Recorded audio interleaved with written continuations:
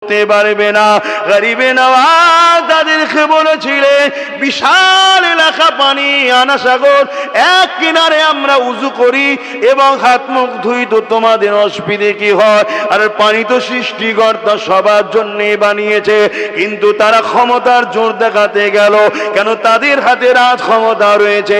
যুগে যুগে রাজ ক্ষমতাশালীরা ইসলামের সব থেকে বড় দুশ্মন হয়েছিল, মাথায় রেখে দেবে।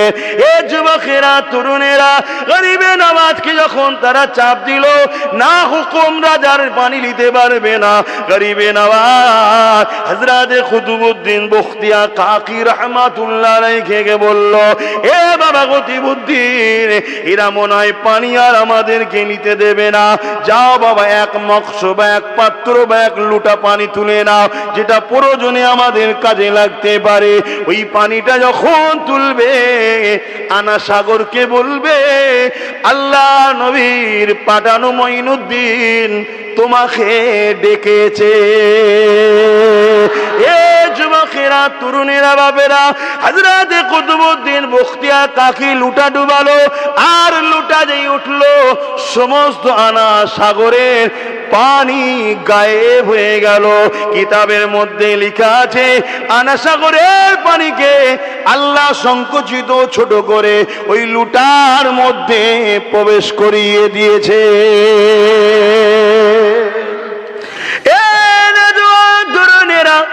হযরত গরিবে নওয়াজকে আমার রাসূলুল্লাহ হিন্দুস্তানের জমিনে পাঠিয়েছিলেন। হযরত গরিবে নওয়াজ চলে আসলেন। অনেক বড় কথা, মূল জায়গাটা বলি। ওই আনা সাগরের পারে একটা জায়গায় গরিবে নওয়াজ স্থান করলেন। ওই জায়গায় তাশরীফ নিয়ে রাখলেন।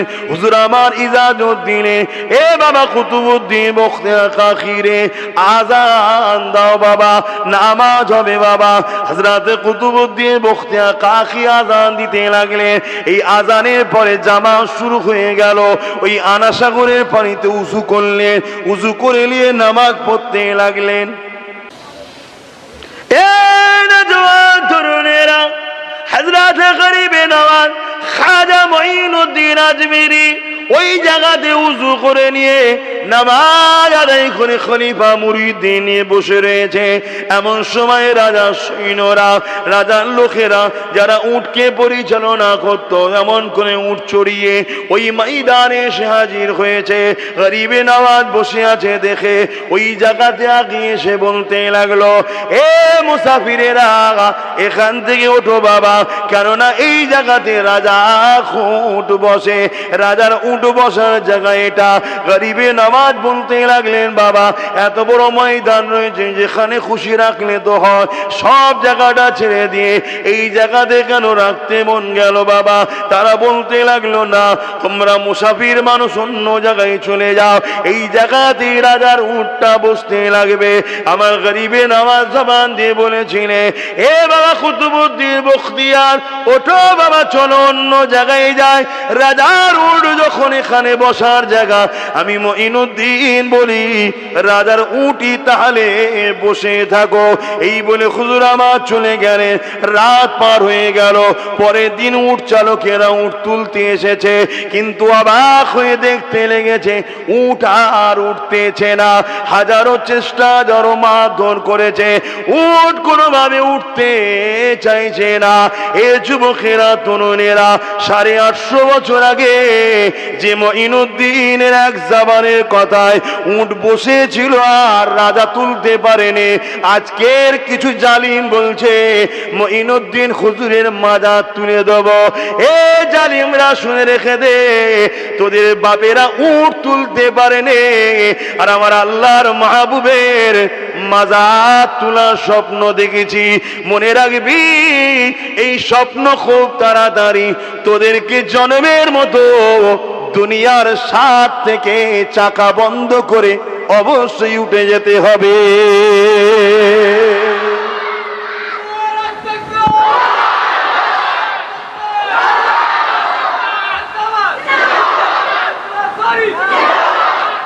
এটা কিসের জোরে হচ্ছে? নবীর প্রেম, আদব। কথা বুঝে আসছে? ঈমান। হুজুরের প্রেমিক ছিলেন গরিবে নওয়াজ।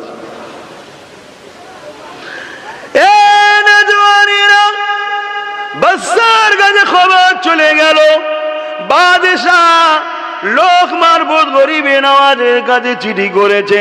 কিন্তু তার আগের একটা পয়েন্ট আপনারা নোট করবেন।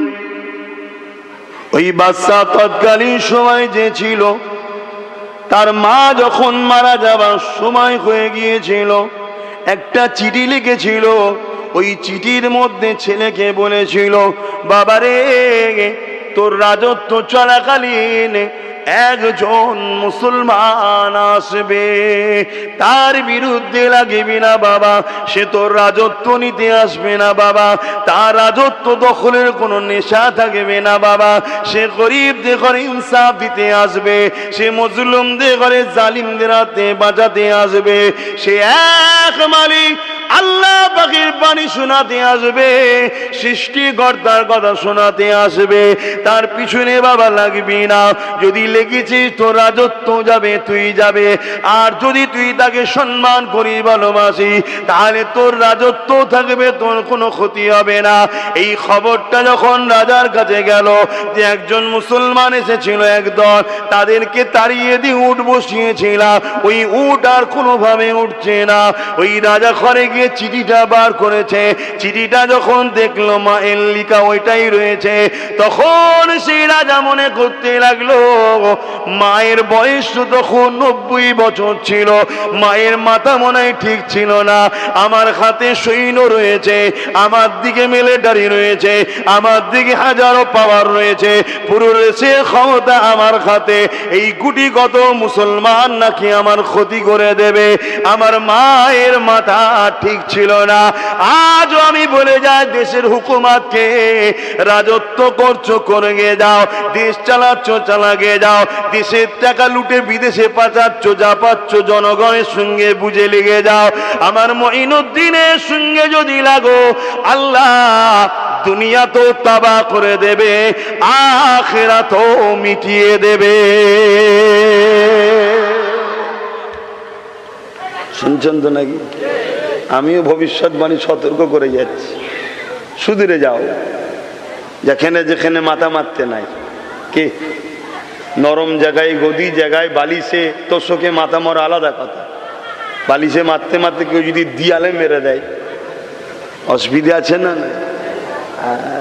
দিয়ালে মারলে তবুও মাথা ফাটে, আর এই যে জায়গায় মাথা মেরেছি, মাথার ব্রেন না ঢিলে হয়ে যায়। কে? খোদার মা দুনিয়ার বার তখন হয়ে যাবে। মদিনা याद कर लेना, ना दिल को चैन आए तो मदीना याद कर लेना। আরো জোরে বলুন সুবহানাল্লাহ। যে কোনো দুঃখ কষ্ট আসুক, অন্তরে শান্তি যদি না পান, মদিনা শরীফকে খেয়াল করুন, অর্থাৎ আমার রাসূলুল্লাহ লাইফকে ফলো করুন, আল্লাহ আপনার অন্তরে শান্তি দেবে। জোরে বলুন সুবহানাল্লাহ।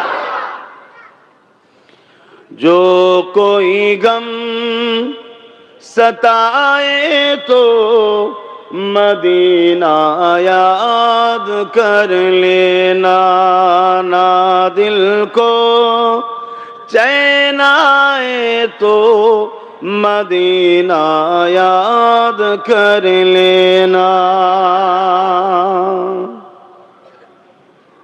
उम्र जिंदगी में दुख दिन तो आई जाती है, उम्र जिंदगी में गम के दिन तो आई जाती है, कभी लम्हा आए तो मदीना याद कर लेना। जो कोई गम सताए तो मदीना याद कर लेना। अल्लाहुम्मा सल्ली अला।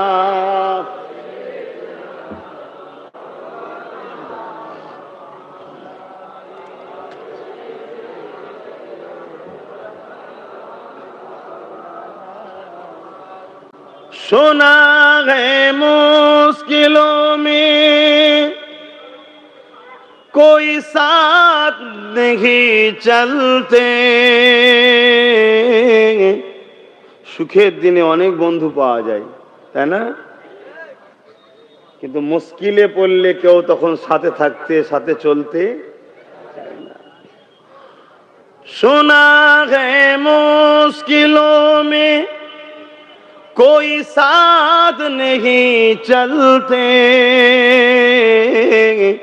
जमाना छोड़ जाए तो जमाना छोड़ जाए तो मदीना याद कर लेना। जो कोई गम सताए तो मदीना याद कर लेना। ना दिल को चैन आए तो मदीना याद कर लेना। থেকে কওম ও জাতি সতর্ক হয় সে বিষয়টাও আমার জাতিকে জানানোর দায়িত্ব আছে না নাই? সেটাও কিছু জানানো হবে। কেননা একদিকে বাপ মাকে ভালোবাসবো, অপর দিকে যারা বাপ মার ক্ষতি করবে তাদের সঙ্গে মিশবো, এটা বাপ মা কি খুশি হবেন আপনারা? তাহলে আমার আল্লাহর দিন নবীর দিনের বিরোধী যারা হবে, এদিকে নামাজ রোজা দাড়ি টুপি সবই থাকবে, আবার তাদের সঙ্গেও সম্পর্ক রেখে চলবো, এটা আল্লাহ ও রসুল খুশি হবে না। এটা একদম কমন ব্যাপার। এইটুকু যদি বুঝতে অসুবিধা হয়, জানতে হবে খতামাল্লাহু আলা কুলুবিহিম, তাদের অন্তরে আল্লাহ মোহর মেরেছে, তারা পরিবর্তন হবার নয়। তো ভাইরা আমার, এই যে আজকে শ্রীরামপুর তো শ্রীরামপুরে আমডাঙ্গা থানা, আজকে এই যে মসজিদ, এই যে মাদ্রাসা, এই যে নামাজ, এই যে আজান, এই যে দাড়ি, এই যে টুপি, এই যে ইসলামের অনুসারী আমরা দাবি করছি, আল্লাহ পেয়েছি, নবী পেয়েছি, দিন পেয়েছি, এটা কিন্তু এত সহজে আসেনি, এটা তো সহজে হয়ও নেই। কেননা এই পৃথিবীতে দুটো দল আছে, যুগে যুগে ছিল, আজও আছে, কিয়ামত পর্যন্ত থাকবে। একটা হলো রহমানের পক্ষে, একটা শয়তানের পক্ষে। রহমানের দলের নেতৃত্ব 1 লক্ষ মতান্তর 2,24,000 নবী রসুলরা দিয়েছে। তারা রহমানের বান্দাদেরকে ডেকেছে যে এইদিকে আসো, ওইদিকে যেও না, ওটা শয়তানের দিক, ওদিকে গেলে তোমরা পরীক্ষায় ফেল হয়ে যাবে, জাহান্নামে যাবে। একদম শর্ট করে বলছি। যুগে যুগেই একদল লোকেরা নবীদের উপরে জুলুম করেছে, অত্যাচার করেছে, নোংরা কথা বলেছে, নবীদেরকে হত্যা পর্যন্ত করেছে। আর একটা দল হলো শয়তানের দল, যেই দলের নেতৃত্ব দিচ্ছে ইবলিস শয়তান, আর তার চালা হিসাবে ফেরাউন কাজ করেছে, নমরুদ কাজ করেছে, সাদ্দাত কাজ করেছে, আবু জেহেল কাজ করেছে, উদবা কাজ করেছে, সাইবা কাজ করেছে, এজিদ কাজ করেছে, হিটলার কাজ করেছে, চিঙ্গিস খান কাজ করেছে, হতভাগা আকবর, আমার দেশের যে মোগলে আজম বলা হয়, সে কাজ করেছে, ব্রিটিশরা কাজ করেছে, এরকম আরো আছে। আজকের দিনেও অনেকে আছে, ধৈর্য থাকলে আগে নাম ধরে বলছি কারা শয়তানের চালা আছে। আপনাদের ধৈর্য আছে তো নাকি? আর শোনার শক্তি আছে তো নাকি? তো সেই জায়গায় এই দুটো দিক আমার কাছে বাপ স্পষ্ট কথা। কেন আমি মোহাম্মদ আরবি সাল্লাল্লাহু আলাইহি সাল্লামের গোলাম। এতগুলো লোক আমাকে দেখতে এসেছে, আমার কথা শুনে জড়ো হয়েছে, এগুলোর পিছনে আমার কোনো কৃতিত্ব নেই, এগুলোর পিছনে জলসা কমিটিরও কোনো কৃতিত্ব নেই। এই সব কিছুর কৃতিত্ব হলো আমার আল্লাহর, যিনি আপনাদেরকে জড়ো করিয়েছে নবীর গোলামের মুখ থেকে দুটো কথা শোনাবে বলে। তাই সেই আল্লাহর শুকরিয়া আদায় করে বলি আলহামদুলিল্লাহ। তো ভাইরা আমার, এই যে দুটো দল, আমার পূর্বে মৌলানা সাহেব মিশরের ফেরাউনের কথা বলছিল। ফেরাউন তার অন্যায়ের সাম্রাজ্য রাজনীতিকে টিকিয়ে রাখার জন্য, গদিকে বাঁচাবার জন্য একদিনে 12,000 শিশু বাচ্চাকে কতল করেছে। ভাবছেন কত বড় জালিম? একদিনে 12,000 শিশু বাচ্চা পুত্র সন্তান জন্ম নিলেই কতল করো। কেন? একজন বলেছে যে একটা সন্তান আসছে যে তোমার অন্যায়ের সাম্রাজ্যকে ভেঙে চুরমার করে দেবে। এই ভয়ে ফেরাউন আইন করলো, কোন বাড়িতে পুত্র সন্তান হলে কতল করো। কত হাজার যে আরো করেছে আল্লাহ আলাম, আল্লাহ ভালো জানে। একদিনের হিসাব পুরো মিশরে 12,000 পুত্র সন্তানকে হত্যা করেছে। শুনছে, শুধুমাত্র একটা ছেলের ভয়ে। আর আজকেও আলহামদুলিল্লাহ যেখানে কান পাতো সেই একটা ছেলেকেই ভয়ে আজকের ফেরাউন গুলো পেরেশান, সেই একটাই ছেলে। এটা গর্বিত, আমি খুশি আলহামদুলিল্লাহ। কেন আমরা এই দুনিয়ায় প্রমাণ করতে এসেছি যে আল্লাহ, আমরা আমাদের জানের থেকে বেশি আপনাকেও আপনার হাবিবকে ভালোবাসি। জোরে বলুন সুবহানাল্লাহ। এই ভালোবাসার পরীক্ষা কিন্তু আল্লাহ নেবে।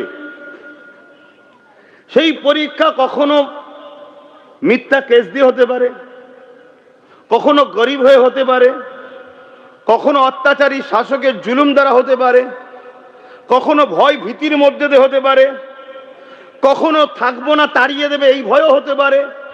নানান দিক দিয়ে ভয়, পরিকল্পনা, সবকিছুটাই মনে রাখবেন ইমানদারদের জন্য পরীক্ষা। এই জায়গায় দাঁড়িয়ে থেকে আপনাকে সঠিক পদক্ষেপ নিতে হবে, সেটা হলো এটাই, আল্লাহর পক্ষে থাকবো, রহমানের পক্ষে থাকবো। তাতে যদি আমার জীবন চলে যায় তাও ভালো, আমি জুলুম, অন্যায়, অত্যাচার, ফেরাউন, নমরুদ, সাদ্দাত, এজিদদের পক্ষে থাকবো না। এটা যদি করতে পারি আমি বা আমরা, আলহামদুলিল্লাহ গেনার। তোমার রাসূল পাক সাল্লাল্লাহু আলাইহি ওয়াসাল্লাম তিনিও রহমানের পক্ষে। আর রাসূলুল্লাহ সাল্লাল্লাহু আলাইহি ওয়াসাল্লাম যখন দাওয়াত দিয়েছে ন্যায়ের কথা, তাওহীদের কথা, একত্ববাদের কথা, নারীর অধিকারের কথা, ক্ষুধার্ত মানুষের অধিকারের কথা, অসহায়কে আশ্রয় দিবার কথা, আল্লাহর সৃষ্টির ওপরে অন্যায় অত্যাচার মিটিয়ে সাম্য ন্যায় প্রতিষ্ঠিত বানাবার কথা, তখনই কিন্তু রাসূলুল্লাহর বিরুদ্ধে দাঁড়িয়েছিল তৎকালীন সময় শয়তানের উত্তরসূরি যারা, Abu jail, Utba, Saiba, Abu Lahab, Umayya, জালিম অত্যাচারী একদল শাসকরা আমার রাসূলুল্লাহর বিরুদ্ধে নেমেছিল। খুব ভালো তার ইতিহাসগুলো শুনবেন। আর যা ওয়াজ করছি যদি রেকর্ড হয় মা বোনকে শোনাবেন, নাই নিজেরা যে ওয়াজ করবেন ঘরে, ওটা দায়িত্ব আপনাদের। পুরুষরা শিখে তার অধীনস্থ নারীদেরকে শিখাতে হবে, এর নাম ইসলাম। বেগানা মহিলাকে বেগানা পুরুষের সামনে পাঠিয়ে দিয়ে দিন শিখানো, এর নাম ইসলাম নয়। আপনি কি করছেন? আপনি শিখুন। আমি তো শিখেছি মাদ্রাসায়, ইনারাও তো মাদ্রাসা থেকেই শিখেছিল। আমরা এটাও তো একটা মাদ্রাসা। এখানে বয়সের তারতম্য নেই, সবাই মিলে বসেছে। এবং আলহামদুলিল্লাহ সব থেকে পুরাতন স্টাইলের মাদ্রাসা এটা। জোরে বলুন সুবহানাল্লাহ। আমার নবী যখন হজ করতেন, বড়, বয়স্ক, আধা বয়স্ক, মধ্যবয়স্ক, বাচ্চা, জোয়ান, যুবক সবাই এসে বসতো। আর পর্দার আড়ালে দূরে দূরে দূরে দূরে নারীরা এসে বসতেন। আমার নবীর কণ্ঠের আওয়াজ আল্লাহ এমন দিয়েছিলেন, নবীর গলার আওয়াজ পুরো মক্কার অলিতে গলিতে, বাড়িতে বাড়িতে বাড়িতে বাড়িতে সব জায়গায় আল্লাহ পৌঁছে দিতেন। জোরে বলুন সুবহানাল্লাহ। তখন তার লাউড স্পিকার ছিল না, নবী বলতেন আস্তে করে, কিন্তু আওয়াজটা আল্লাহ বাতাসকে বলতেন পৌঁছা। বাতাস সব বয়ে বয়ে বয়ে বয়ে সবার কানে কানে কানে কানে ঢুকিয়ে দিত। এমনকি আবু জেল, উতবা, সাইবারাও আমার রাসূলুল্লাহর ওয়াজ শুনতো, সব শুনতো। কিন্তু খতমাল্লাহু আলা কুলুবিহিম, তাদের অন্তরে আল্লাহ মোহর মেরেছে, এরা পরিবর্তন হবার নয়। তাই পরিবর্তন হয়নি, রাসূল কম চেষ্টা করেনি। সেই নবীর উত্তরাধিকারী হিসাবে, উত্তরসূরি হিসাবে, নবীর দিনের খাদেম হিসাবে, গোলাম হিসাবে যেমন আপনাদেরকে ন্যায়ের মেসেজ দেব, তেমন দিনকে বাঁচাবার জন্য মুজাহিদে ইসলামও তৈরি করব। উভয়টাই দরকার। তো মনে রাখবেন, আমার রাসূল পাক সাল্লাল্লাহু আলাইহি ওয়াসাল্লামকে আমাদেরকে জানের থেকে বেশি ভালোবাসতে হবে, তবে ঈমান। দাড়ি আছে, নবীর প্রেম নেই। টুপি আছে, নবীর প্রেম নেই। নামাজ, রোজা, হজ, যাকাত, মসজিদ, মাদ্রাসা সব আছে, নবীর প্রেম নেই। ওর মধ্যে ঈমান নাই। আর যার মধ্যে ঈমান নাই সে জাহান্নাম ঢুকবে, আর কোনোদিন বেরোবে না। আর যার মধ্যে ঈমান আছে, নামাজ, রোজা, দাড়ি, টুপি যদি কিছু ছেড়ে যায়, জাহান্নামে যদি আল্লাহ দেয় আযাব খেটে ঈমান থাকার দরুন একদিন না একদিন জান্নাতে যাবেই। জোরে সুবহানাল্লাহ। তো ভাইরা আমার, সেই নবী পাক সাল্লাল্লাহু আলাইহি সাল্লাম অনেক কষ্ট করেছেন। যেমন আমার নবী পাক সাল্লাল্লাহু আলাইহি সাল্লাম মক্কায় যখন প্রথম প্রচার করলেন দ্বীনের কথা, ইসলামের কথা, এখানে আরেকটা কথা বলে দিই, প্রায় জায়গায় বলি, আপনাদের জানা আছে, আবার ধরাচ্ছি। ইসলাম বলতে অনেকে আমরা মনে করি নামাজ রোজা দাঁড়ি টুপি হজ যাকাত দান খায়রাত, এটাই ইসলাম মনে করি, এটা ইসলামের মধ্যে। কিন্তু ইসলাম দুর্নীতি মুক্ত সমাজ গড়ার নাম ইসলাম। জোরে বলুন সুবহানাল্লাহ। চোর, বদমাই, লুটেরা, খুনি, সন্ত্রাস, ধর্ষণ, রেপ, দাঙ্গা, ফাসাদ, রেপিস, এইসব অন্যায়কে মিটিয়ে দিয়ে শান্তি, সাম্য, ন্যায়, সত্য, ইনসাফ, ইনসানিয়াত প্রতিষ্ঠিত সমাজ গড়ার নাম হলো ইসলাম। জোরে বলুন সুবহানাল্লাহ। তাই আমরা যারা নামাজ পড়ছি, ইসলামের কাজ করছি, ঠিক তেমনি যে ছেলেটা নামাজের সাথে সাথে জুলুমের বিরুদ্ধে, অন্যায়ের বিরুদ্ধে, অত্যাচারের বিরুদ্ধে, খুনের বিরুদ্ধে, ন্যায়ের পক্ষে, ইনসাফের পক্ষে, মানবতার পক্ষে লড়ছে, ও কিন্তু ইসলামেরই কাজ করছে। জোরে বলুন সুবহানাল্লাহ। আপনি সেটাকে হয়তো রাজনীতি দেখছেন, আপনার ভাষায় সেটাকে আপনি রাজনীতি দেখছেন, কিন্তু হাকিকাতে ও ইমানদার হওয়ার দরুন ওর নেকি ফায়দা হচ্ছে, ও আখিরাতের যাজা পাবে। জোরে বলুন সুবহানাল্লাহ। এবং দুনিয়াতেও আল্লাহ ওকে সম্মানিত করবে, মর্যাদা দেবে, আগামী দিন মানুষের নেতৃত্ব দেবে, মানুষের কাছে আল্লাহকে প্রিয় করে তুলবে। কেন? ও গরিবের হয়ে কথা বলে, এতিমের হয়ে কথা বলে, বিধবার হয়ে কথা বলে, জুলুমের বিরুদ্ধে বলে, নেশার বিরুদ্ধে বলে, সন্ত্রাসের বিরুদ্ধে বলে, মানবতার পক্ষে কথা বলে। মুসলিম হিন্দু দেখে না, আল্লাহর সৃষ্টি বিপদে পড়লে তার পাশে দাঁড়ায়, ও একটা রাসূলুল্লাহ সুন্নাতকে পালন করছে। জোরে বলুন সুবহানাল্লাহ। এতগুলো মিডিয়াতে রেকর্ড হচ্ছে, এতগুলো, আপনাদেরও অনেকের হাতে রয়েছে দেখছি, রেকর্ড হচ্ছে। আমি চ্যালেঞ্জ করছি, কেউ আছে যে আমার রাসূলুল্লাহ শুধু মুসলমানদের বলতে পারবে? বলেন। আমার নবী যতটা মুসলমানদের, মুহাম্মদ সাল্লাল্লাহু আলাইহি ওয়াসাল্লাম ততটা হিন্দু, আদিবাসী, সাঁওতাল, বাগদি, খ্রিস্টান, দলিত, প্রত্যেকটা মানুষ, হাজার সাজার জিন্ন, বাশার, সবার জন্যই মুহাম্মদ রাসূলুল্লাহ। জোরে বলুন সুবহানাল্লাহ। এবং নবী সবার জন্যই রাহমাতাল লিল আলামিন। জোরে বলুন সুবহানাল্লাহ। সেই নবীর উম্মত আমরা যখন মেসেজ দেব, সেই মেসেজের মধ্যে যদি মসজিদের যেমন নামাজের কথা, রোজার কথা, হজের কথা, দাড়ির কথা, টুপির কথা বলবো, পাশাপাশি ইনসানিয়াতের কথা বলবো, মানব বন্ধনের কথা বলবো, ঐক্যের কথা বলবো, একতার কথা বলবো, গরিবের কথা বলবো, অসহায়ের কথা বলবো, মজলুম দুঃখীদের পাশে দাঁড়াবার কথাও আমরা বলবো। কেন? আমার রাসূলুল্লাহ, তবেই দিনটা কমপ্লিট হবে। আল্লাহ কোরআনে জানাচ্ছেন, তা'মুরুনা বিল মারুফ ওয়া তানহাউনা আনিল মুনকার। আমাদেরকে আল্লাহ দুটো কাজ দিয়ে পাঠিয়েছে, এই জন্য আমরা কুনতুম খায়রা উম্মাতিন, আমরা শ্রেষ্ঠ উম্মত। মুসা নবী, ঈসা নবী, দাউদ নবী, সুলাইমান নবী, ইউসুফ নবী, জাকারিয়া নবী, যত নবী এসেছে সব নবী পাকের জুতো ধুলো আমার চোখের সুরমা হোক, সবাই সম্মানিত, দামি, অস্বীকার করলেই কাফের হয়ে যাবে। কিন্তু সব নবীর উম্মতের থেকে শ্রেষ্ঠ পেয়েছে উম্মতে মুহাম্মাদি, আমরা শ্রেষ্ঠ উম্মত। জোরে বলুন সুবহানাল্লাহ। কারণ কি? কারণ কি? সব নবীর উম্মতের দুটো হাত ছিল, আমাদের 10টা নাকি? সব নবীর উম্মতের দুটো চোখ ছিল, আমাদের 5টা নাকি? সব নবীর উম্মত যা মানুষ হিসেবে যা পেয়েছে, আমরাও তো তাই পেয়েছি। একটাই কারণ, আমাদেরকে আল্লাহ ওই কাজের দায়িত্ব দিয়ে পাঠিয়েছে, তা'মুরুনা বিল মারুফ ওয়া তানহাউনা আনিল মুনকার। অন্যায়কে মিটাও, ন্যায়কে প্রতিষ্ঠিত করো আমার জমিনের উপরে। জোরে বলুন সুবহানাল্লাহ। তাহলে কাজকে আমরা করব না? কথা বলেন, করব না? আজকে কোন দল তার দলের কর্মচারীকে নির্দেশ দিচ্ছে, বিরোধী শূন্য করে দাও, জুলুম করে হোক, খুন করে হোক, মেরে হোক, মিথ্যা কেস দিয়ে হোক, বোম ঘরের মধ্যে ভরে দিয়ে হোক, বিরোধী শূন্য করে দাও।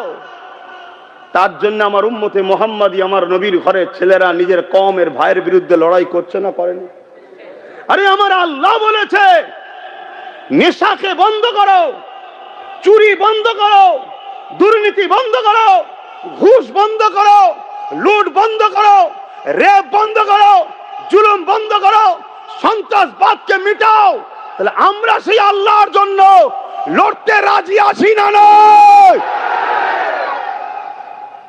মাকসাদ যদি তোমার দিলে থাকে যে আল্লাহ আমার অন্তরের খবর তো আপনি জানেন, দুনিয়া দেখছে রাজনীতি, আর আমি আল্লাহ আপনার হুকুম অনুযায়ী এই জমিনে গরিবের মুখে খাবারের ব্যবস্থা করতে চাইছি, এতিমকে বাঁচাতে চাইছি, বিধবার অধিকার দিতে চাইছি, নেশা মুক্ত সমাজ গড়ে শিক্ষার ব্যবস্থা করতে চাইছি।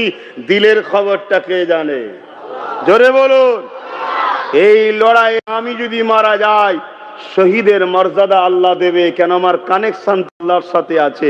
আর যদি বিজয় হই, আল্লাহ ইজ্জতের মাকামে বসাবে, মানুষকে পরিচালনা করার পাওয়ারটা দেবে। জোরে বলুন সুবহানাল্লাহ। তাহলে এখানে আমাদের লস আছে। কিন্তু আবু জেহেল, ফেরাউন, নমরুদের হয়ে যদি লড়াই করো, চোরের হয়ে, খুনির হয়ে, ধর্ষকের হয়ে, জালিমের হয়ে, অত্যাচারীর হয়ে যদি লড়াই করো, এজন্য আমার রাসূলুল্লাহ বললেন, মান আহাব্বা লিল্লাহ ওয়া আবগাদা লিল্লাহ ওয়া আতা লিল্লাহ ওয়া মানআ লিল্লাহ ফাকাদ ইস্তাকমালাল ঈমান। ভালোবাসবে আল্লাহর জন্য, দুশমনি করবে, লড়াই করবে আল্লাহর জন্য, আত্মীয়তা করবে আল্লাহর জন্য, বিচ্ছেদ হবে আল্লাহর জন্য।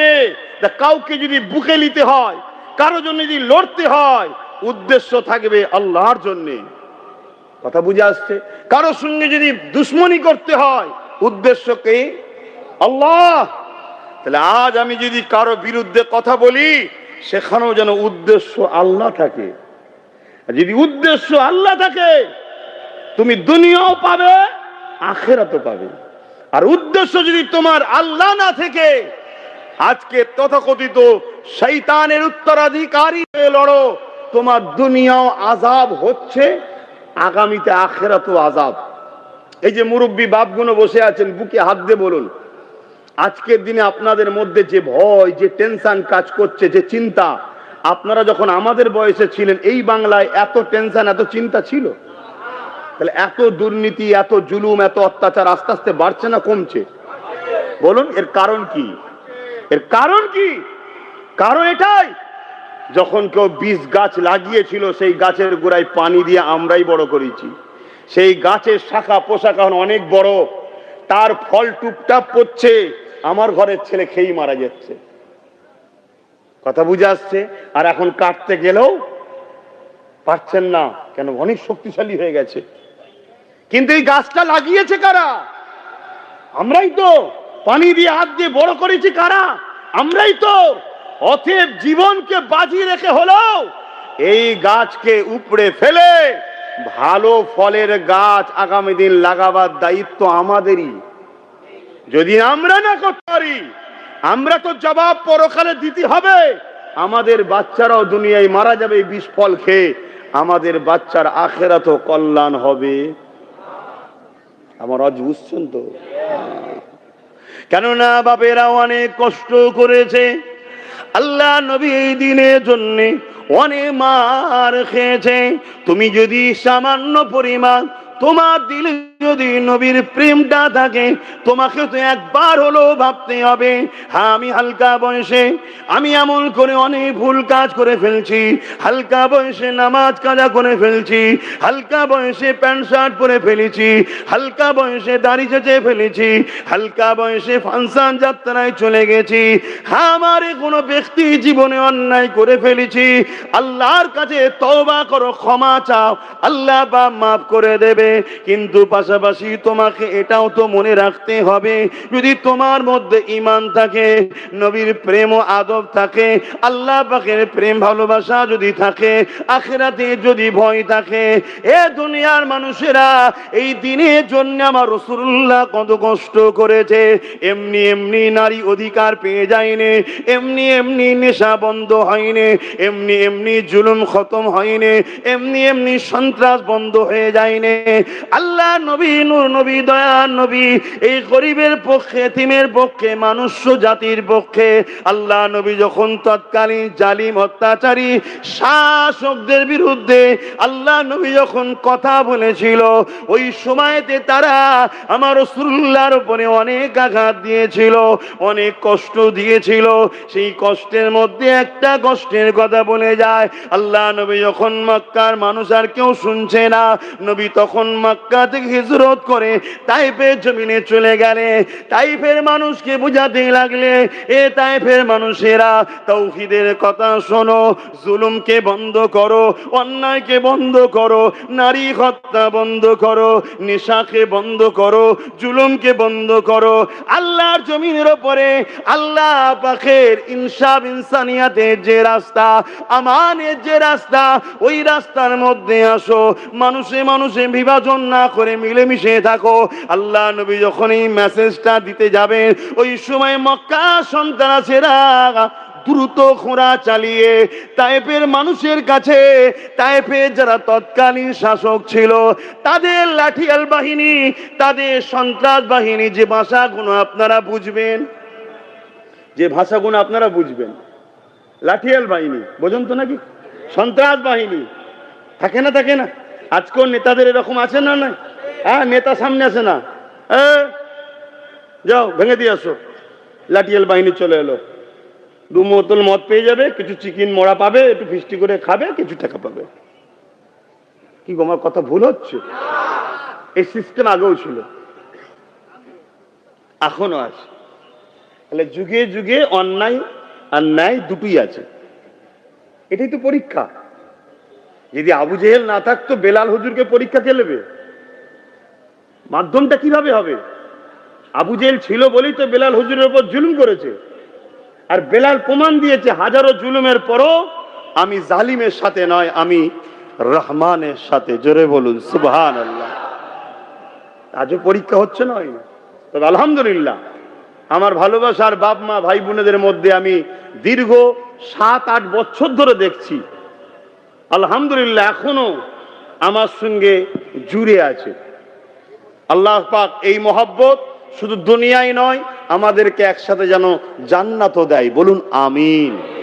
এবারে একটা দুটো গাদ্দার থাকবে ভাই, বেরিয়ে যাবে, কিন্তু একটা দুটো গাদ্দার থাকে না? থাকে না?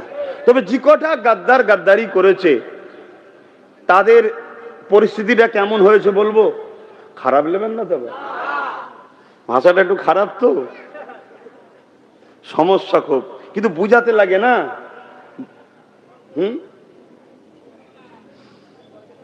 জানি না আবার কি সেন্টিমেন্টে নেবেন। হ্যাঁ, কোন নারী যদি সংসার স্বামীর থেকে ছেড়ে বেরিয়ে চলে যায়, তারপরে ওই নারীটার যেমন অবস্থা হয়, না বাপের ঘরে না পুনরায় স্বামীর ঘরে, আর নতুন কোন জায়গায় গেলেও সেও একটুতেই খোঁটা দেয়, চুপ কর, এক জায়গায় আগে ঘর করেছিস, খেয়াল নেই তোর? কি হয় না? হয় না? এই যারা বেরিয়ে গেছে এই কটার আমি দেখছি এই দৃশ্য, খেয়াল করে দেখবেন, খেয়াল করে দেখবেন। আর আমি আল্লাহর কাছে বলি যে আল্লাহ, আমার যারা প্রকাশ্য দুশমন তাদের তুমি শাস্তি দেবে, কিন্তু তাদের সঙ্গে লড়াই করছি, প্রকাশ্য দুশমন জানি যে ওই লোকটা আমার দুশমন, কিন্তু খোদা ও যদি কখনো ক্ষমা চায় তুমি তাকে মাফ করে দিও, এটা বলি খোদাকে। কিন্তু যে ভালোবাসায় থেকে পাশে থেকে আস্তে আস্তে তো চিনা পরিচিত হলো, কে চিনতো তোকে? অহংকার করছি না, রাসূলুল্লাহর খানদান দাদা পীরের আওলাদের সঙ্গে থাকার জন্যই তো চিনেছে মানুষ।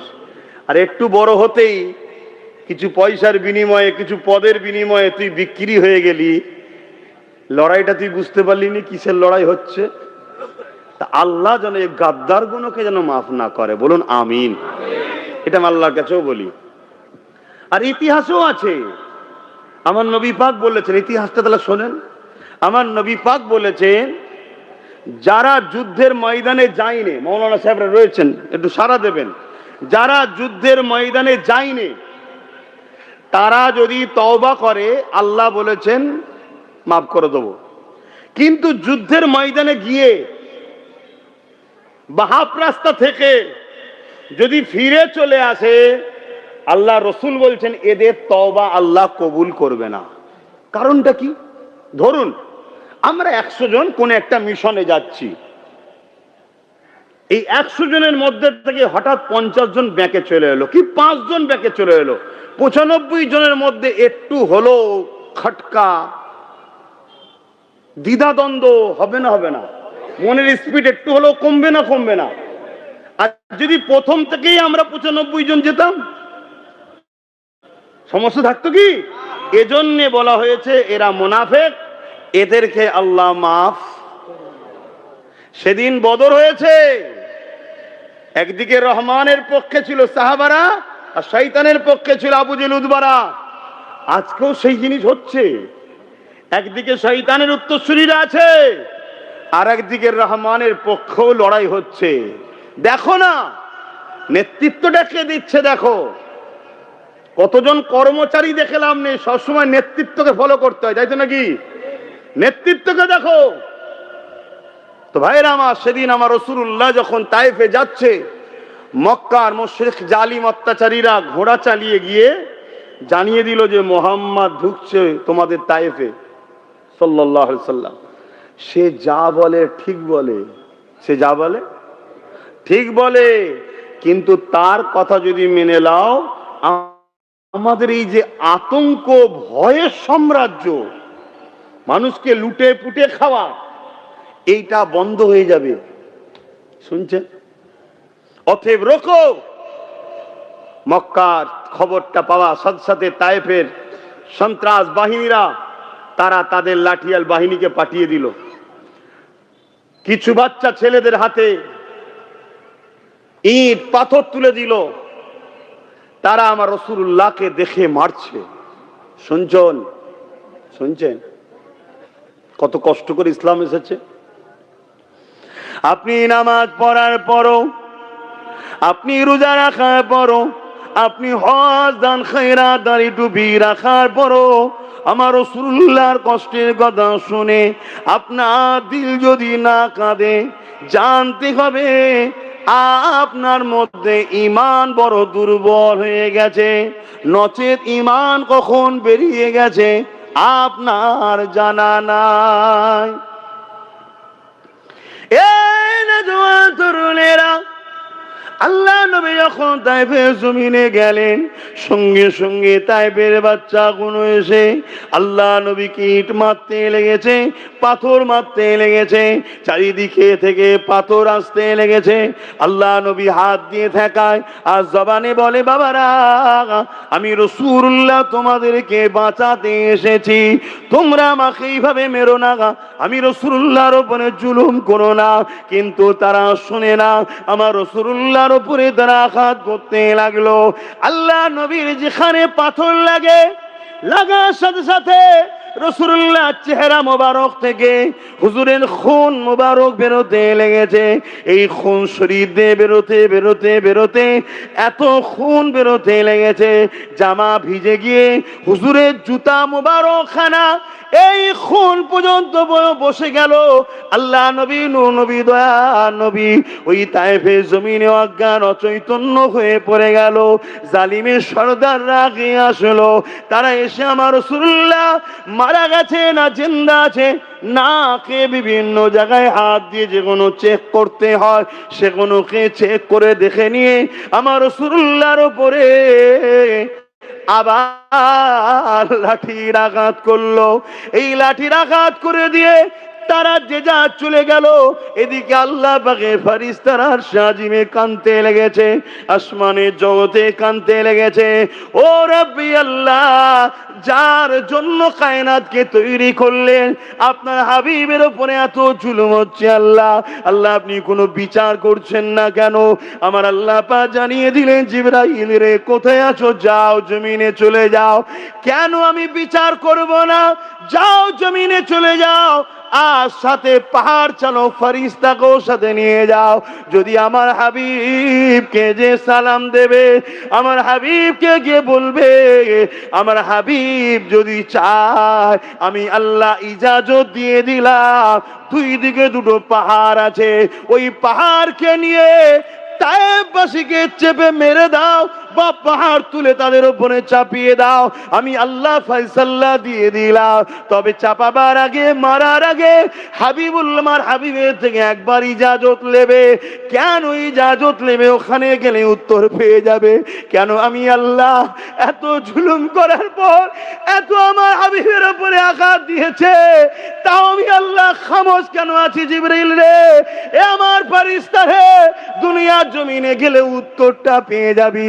এ যুবকেরা, এ তরুণেরা, গুনাহ সাগরে তুমি আমি ডুবে রয়েছি, তথাপিও দিল বলছে জান্নাতে যাব। কেন যাবি রে?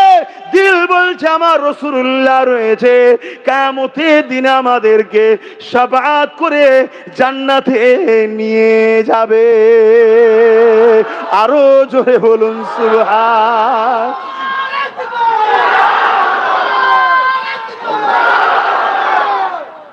কিন্তু যুবক শুনে রেখে দাও, ঈমান যদি না থাকে জান্নাতে যাওয়া হবে না, রাসূলুল্লাহ শাফাআতও পাবে না।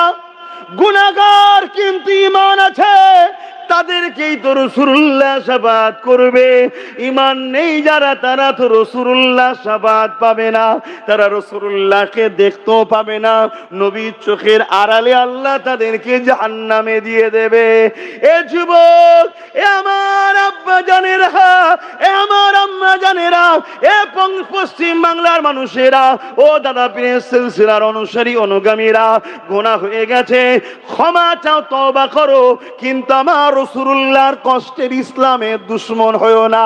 যারা মসজিদ ভাঙতে চায় এদের সঙ্গে দল করো না, যারা মাদ্রাসা মিটাতে চায় এদের সঙ্গে দল করো না, যারা কবরস্থানের অস্তিত্বকে মিটিয়ে দিয়ে মানুষকে পুরানো পন্থাকে নিয়ে আসতে চাইছে এদের সঙ্গে সাথ দিও না। আর একটু আগিয়ে গিয়ে বলি, যারা বলে কোরআনের সূরা তওবার 5 নম্বর আয়াতে হিংসা ছড়ায়, এই মানবরূপী পশুদের সাথ তোমরা দিও না। যারা বলে ইসলামে নাকি রেপ করা ভালো কাজ, আমার রাসূলুল্লাহর ইসলামের উপরে তো বড় ইলজাম দেয়, এদের সঙ্গে তোমরা দল করো না। পাশাপাশি এটাও শুনে রেখে দাও, না হয় কারো বিরুদ্ধে কারো পক্ষপাতিত্ব করা হবে। আমি বিরোধী তাদের, যারা আমার আল্লাহ ও রাসূলের বিরুদ্ধে, আমি পক্ষপাতিত্ব করব তাদের। যারা মানবতার স্বার্থে বিরোধী না করলো, মানুষ হিসাবে মানুষের সাথ আমি দেব। কিন্তু মনে রেখে দিও, যারা আমার কোরআনকে বলে শেষ হয়ে যাবে, আমার উন্নতি শেষ হবে না, এই সকল ইসলাম বিদ্বেষীদের সাথ দিও না। এরা তোমাদেরকে এমন করে ইসলাম মুক্ত পৃথিবী, ইসলাম মুক্ত ভারত, ইসলাম মুক্ত বাংলা দিচ্ছে। কারণ ইসলাম থাকাতে জালিম, অত্যাচারী, খুনি দ্বারা মাথা তুলে ঘুরে বেড়াতে পারবে না। কারণ ইসলাম যখন থাকবে মানুষকে ইনসাফের পক্ষে ডাকবে, ইসলাম নারীদের অধিকারের পক্ষে তোমায় শিখাবে, ইসলাম ধর্ষকদের বিরুদ্ধে লড়াই করার কথা বলবে, ইসলাম দেশকে ভালোবাসার কথা বলবে। যারা দেশকে বিক্রি করে দিচ্ছে তারা কখনো চাইবে না ইসলাম থাক। ঠিক তেমনি তাদের সঙ্গে যারা হাত মিলিয়ে চলছে তারা কখনো চাইবে না ইসলাম থাক। তাই বলে দিয়ে যায়, আমার রাসূলুল্লাহ কত কষ্ট করেছে, কত মেহনত করেছে এই দিনের জন্য। তোমার গ্রামে মসজিদ আছে, এই মসজিদের জন্য তোমার গ্রামে আল্লাহু আকবার নামের আওয়াজ হয়, এই নামটা তোমার কাছে পৌঁছাবে বলে। এবং আজও রওজা মোবারকে তোমার আমার জন্য কাঁদতেছে। সেই রাসূলুল্লাহ দিনের দুশমন যারা, তাদের সঙ্গে সাথ দিও না। মনে রেখে দিও, জালিমরা এইভাবে চলে গেল। আল্লাহ পাক জিবরাইলকে পাঠিয়ে দিলে, হযরতে জিবরাইল পাহাড় চালক ফেরেশতাকে নিয়ে চলে আসলো। আল্লাহ নবীর গা থেকে রক্তগুলোকে পরিষ্কার করতে লেগেছে। আমার আল্লাহ পাকের হুকুম হলো, রাসূলুল্লাহ চোখ খুলে দিলে, জিবরাইল সাল্লাম সালাম দিয়ে বললেন, ইয়া রাসূলুল্লাহ, হাবিবাল্লাহ, পাহাড় চালক ফেরেশতাকে নিয়ে এসেছি, আল্লাহ ইজাজত দিয়ে দিয়েছে দিয়েছে, শুধু একবার আপনার পারমিশনের দরকার। কি দরকার জিবরাইল, কি ব্যাপার বলো খুলে। ইয়া রাসূলুল্লাহ, হাবিবাল্লাহ, আল্লাহ জানিয়ে দিয়েছে তায়েফবাসীর উপরে পাহাড়কে চাপিয়ে দিতে বলেছে, আল্লাহ ইজাজত দিয়ে দিয়েছে। শুধু আপনার কথা শুনতে চায়। যেই নবী আমার এই কথা শুনলো, এ যুবক কত দয়ার নবী দেখো, কত রহমতের নবী দেখো। আজও যে তুমি আমি মার খাচ্ছি না কেন, সেই কারণটা দেখো। আমার রাসূলুল্লাহ সঙ্গে সঙ্গে হাত তুলে দিয়েছে আসমানের দিকে। ও আল্লাহ, আমি রাসূল তোমার কাছে দোয়া চাই, এদেরকে তুমি মেরে দিও না। এরা আমি মুহাম্মদকে চিনতে পারেনি, এরা যদি চিনতে পারতো আমার সঙ্গে খারাপ আচরণ করতো না। আল্লাহ তুমি এদের উপরে আযাব দিয়ে পাহাড় চাপিয়ে মেরে দিও না। আমি রাসূলুল্লাহর বিশ্বাস, এদের ছেলে ছেলে ছেলে ছেলে একদিন আমি রাসূলুল্লাহ আমাকে রাসূল জেনে ঈমানের কালেমা পড়ে আপনাকে আল্লাহ জেনে এই জমিনের উপরে আপনার দ্বীনের ঝান্ডা, তাওহীদের ঝান্ডা, রিসালাতের ঝান্ডা, ইনসাফের ঝান্ডা, ইনসানিয়াতের ঝান্ডা, মানবতার ঝান্ডা, এক কথা ইসলামের ঝান্ডা এই জমিনের উপরে এদেরই বাচ্চারা উড়াবে। আরো জোরে বলুন সুবহান, আরো জোরে বলুন সুবহান, নারে দিবে। ইয়া রাসূলুল্লাহ, আল্লাহ আল্লাহ।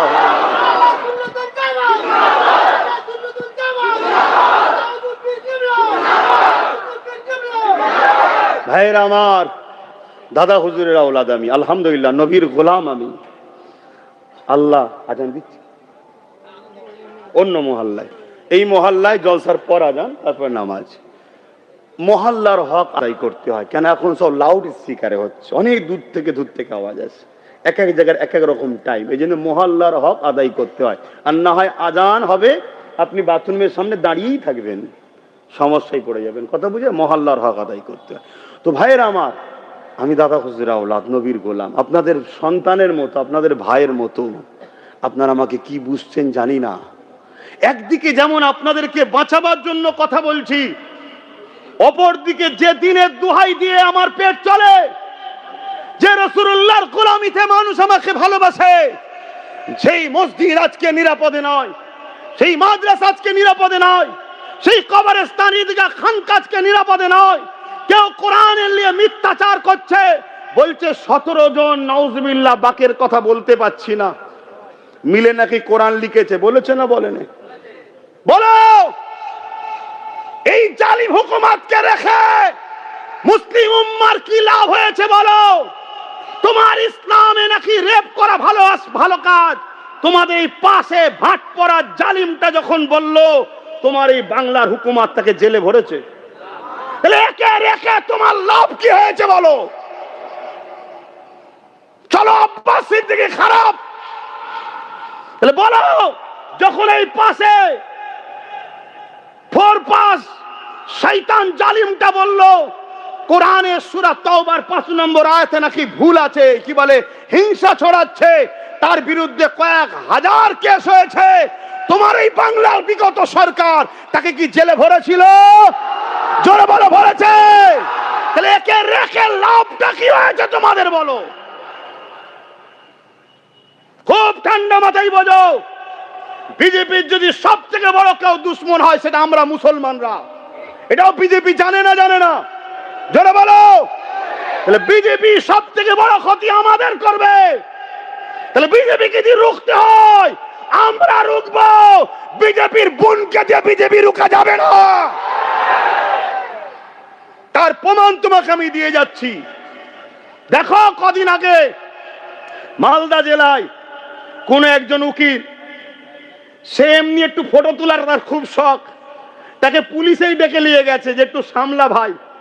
পুলিশের ডাকে গিয়ে সামলাতে গিয়ে একটু ফটো তুলতে গিয়ে কিছু কথা বলতে হয়, তো কথাগুলো একটু বাজে বলে ফেলেছে। তাকে আমি সাপোর্ট করছি না, তার সাথে আমার কোনো আন্তরিকতাও নাই, সম্পর্কও নাই, কিন্তু বাস্তবটা বলছি। দেখো, তাকে বন্দি করে লিয়া হলো, আর বন্দি করে বলছে মেন কালপিটকে ধরে ফেলেছি।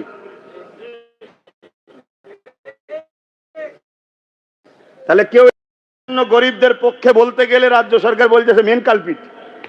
এ কথা বুঝছেন না? কিন্তু এইদিকে এত বড় বড় কথা হচ্ছে আমার ইসলামের বিরুদ্ধে, এদের কাউকে ধরছে? কথা বলেন।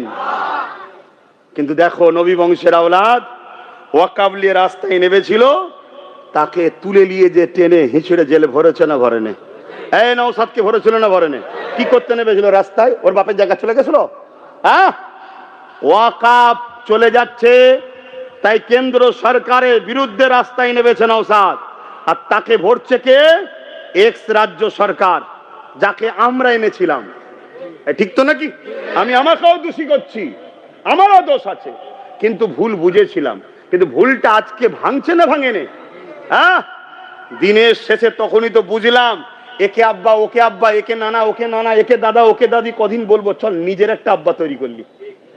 তাই তো নওশাদকে বললাম, চল তুই কর, আমি তোর সাথে আছি। আপনারা নেই? কথা বলেন নেই? আজকে সহ্য হচ্ছে না। কি করে ওকে শেষ করা যায়? কি করে ওকে শেষ করা যায়? হুজুর যদি রাজনীতিতে নামলে সমস্যা হয়, তাহলে আজকে হুজুরকে তুমি টিকিট দিলে কেন? মৌলানা মুফতি যদি রাজনীতি করলে সমস্যা হয়, তাহলে তোমার দলে মৌলানা মুফতি কেন? ও তোমার চাটবে যে, দালালি যে করবে, ও মুফতি মৌলানা ঠিক আছে, আর তোমার যে কলার ধরবে সেটা হলো তোমার কাছে খারাপ। তোমার কথা বুঝছেন তো নাকি? এ কথা বলার অধিকার আছে না নাই? যদি অধিকার না থাকে, তাহলে ফেরাউনের বিরুদ্ধে বলা যাবে না, নমরুদের বিরুদ্ধে বলা যাবে না, উতবা সাইবা আবুল আহাবের বিরুদ্ধে বলা যাবে না? তারাও ইসলামের দুশ্মন ছিল না? ছিল না? আমি আবার বলছি, ইসলাম বলতে মানবতা, মানবতার দুশ্মন ছিল। ইসলাম বলতে ইনসাফ, ইনসাফের দুশ্মন ছিল। ইসলাম বলতে গরিব দুঃখী অসহায়দের, ক্ষুধার্তদের খানা দেওয়া, আশ্রয় দেওয়া, তারা গরিব দুঃখী অসহায়দের দুশ্মন ছিল না? ছিল না? আর এরাও দুশ্মন না? দুশ্মন নয়? তাহলে আজ আমার রসুল এত কষ্ট করে যে দিনটা মুছে দেবে, এই দিনটা কষ্ট করে প্রতিষ্ঠিত করেছে, সেটাকে কেউ মুছে দিবার প্ল্যান করবে, আর আমি হুজুর শুধু বলবো, বাবারা নামাজ পড়ে লাও, রোজা রেখে দাও, আর হালুয়া রুটি খেয়ে লাও। ওরকম হুজুর আমি নয়। শুনছেন তো নাকি? নামাজের কথাও যেমন বলতে হবে, রোজার কথাও যেমন বলতে হবে, আর ঠিক অন্যায়ের বিরুদ্ধেও বলতে হবে। কি গো, আপনাদের কষ্ট হচ্ছে? ঢুকে গিয়ে বিপদে পড়ে গেলেন নাকি? ওই ভাইটার কি হয়েছে? তোমার কি হয়েছে? বন্ধু পাচ্ছনি না? ভালো জিনিস, বন্ধু কেটে গেলে আসো জান্নাতে, এটাই তো ভালোবাসা। চ আমি যাবো, তুই থাকবি কেন বাইরে? চলে। তো ভাইরা আমার, আসো, বোঝো, আল্লাহকে ভয় করো। কাকে? আল্লাহ নবী বলছেন, একটা সময় আমার উম্মতরা প্রচুর মার খাবে। খুব মন দিয়ে শুনবেন, আল্লাহ রসুল বলছে, একটা সময় আমার উম্মতরা খুব মার খাবে। এবং কেমন ভাবে মার খাবে ওটাও রসুল বলেছে। ক্ষুধার্তরা খাবারের ওপরে যেভাবে ঝাঁপিয়ে পড়ে, আমার উম্মতের ওপরে লোক ঝাঁপিয়ে পড়ে তাকে মেরে ফেলবে। হচ্ছে না? হয় না? বলো যুবক, কাজ নেই, ভিন্ন রাজ্যে গেছো, লাশ হয়ে বাড়ি আসছে, মুসলমান হচ্ছে না? হয়নি? আমার রাসূলুল্লাহ বলেছে, একটা সময় আছে আমার উম্মতরা প্রচুর মার খাবে। সাহাবা হুজুররা জিজ্ঞেস করলেন, হুজুর আমার ভাইদের কি সংখ্যা কম হবে? শুনছেন? আমার ভাইদের সংখ্যা কি কম হবে? আল্লাহ নবী বললেন, না, সংখ্যা কম হবে না, ওতে পানি দিয়ে আছে, পানি ক্ষতি হবে, ইনার গায়ে দেন, ওনার থেকে হালকা যা ফয়েজ আমার কাছে আসে আসুক। মুরব্বী, ঠিক আছে, কথা শুনছেন? আল্লাহ হাদিসটা মন দিয়ে শোনেন। আল্লাহ রসুল বলছেন, একটা সময় আসবে আমার উম্মতরা প্রচুর মার খাবে। সাহাবা হুজুররা জিজ্ঞেস করছেন, হুজুর আমার ভাইদের সংখ্যা কি কম হবে? অর্থাৎ মুসলমানদের। শুনছেন তো? সাহাবা হুজুরদেরকে আল্লাহ নবী বললেন, না, সংখ্যা কম হবে না। তাহলে আমাদের সংখ্যা কম না বেশি? বেশি বলেই তো আমাদের নামকে কেটে বাদ দিয়ে ঢুকার চেষ্টা করছে বিজেপি। ও তো ডাইরেক্ট ঢুকার মুরদ নেই। বাপের বেটা যদি হও, নামগুলোকে তুলে দিয়ে ডাইরেক্ট ঢোকো না দেখি।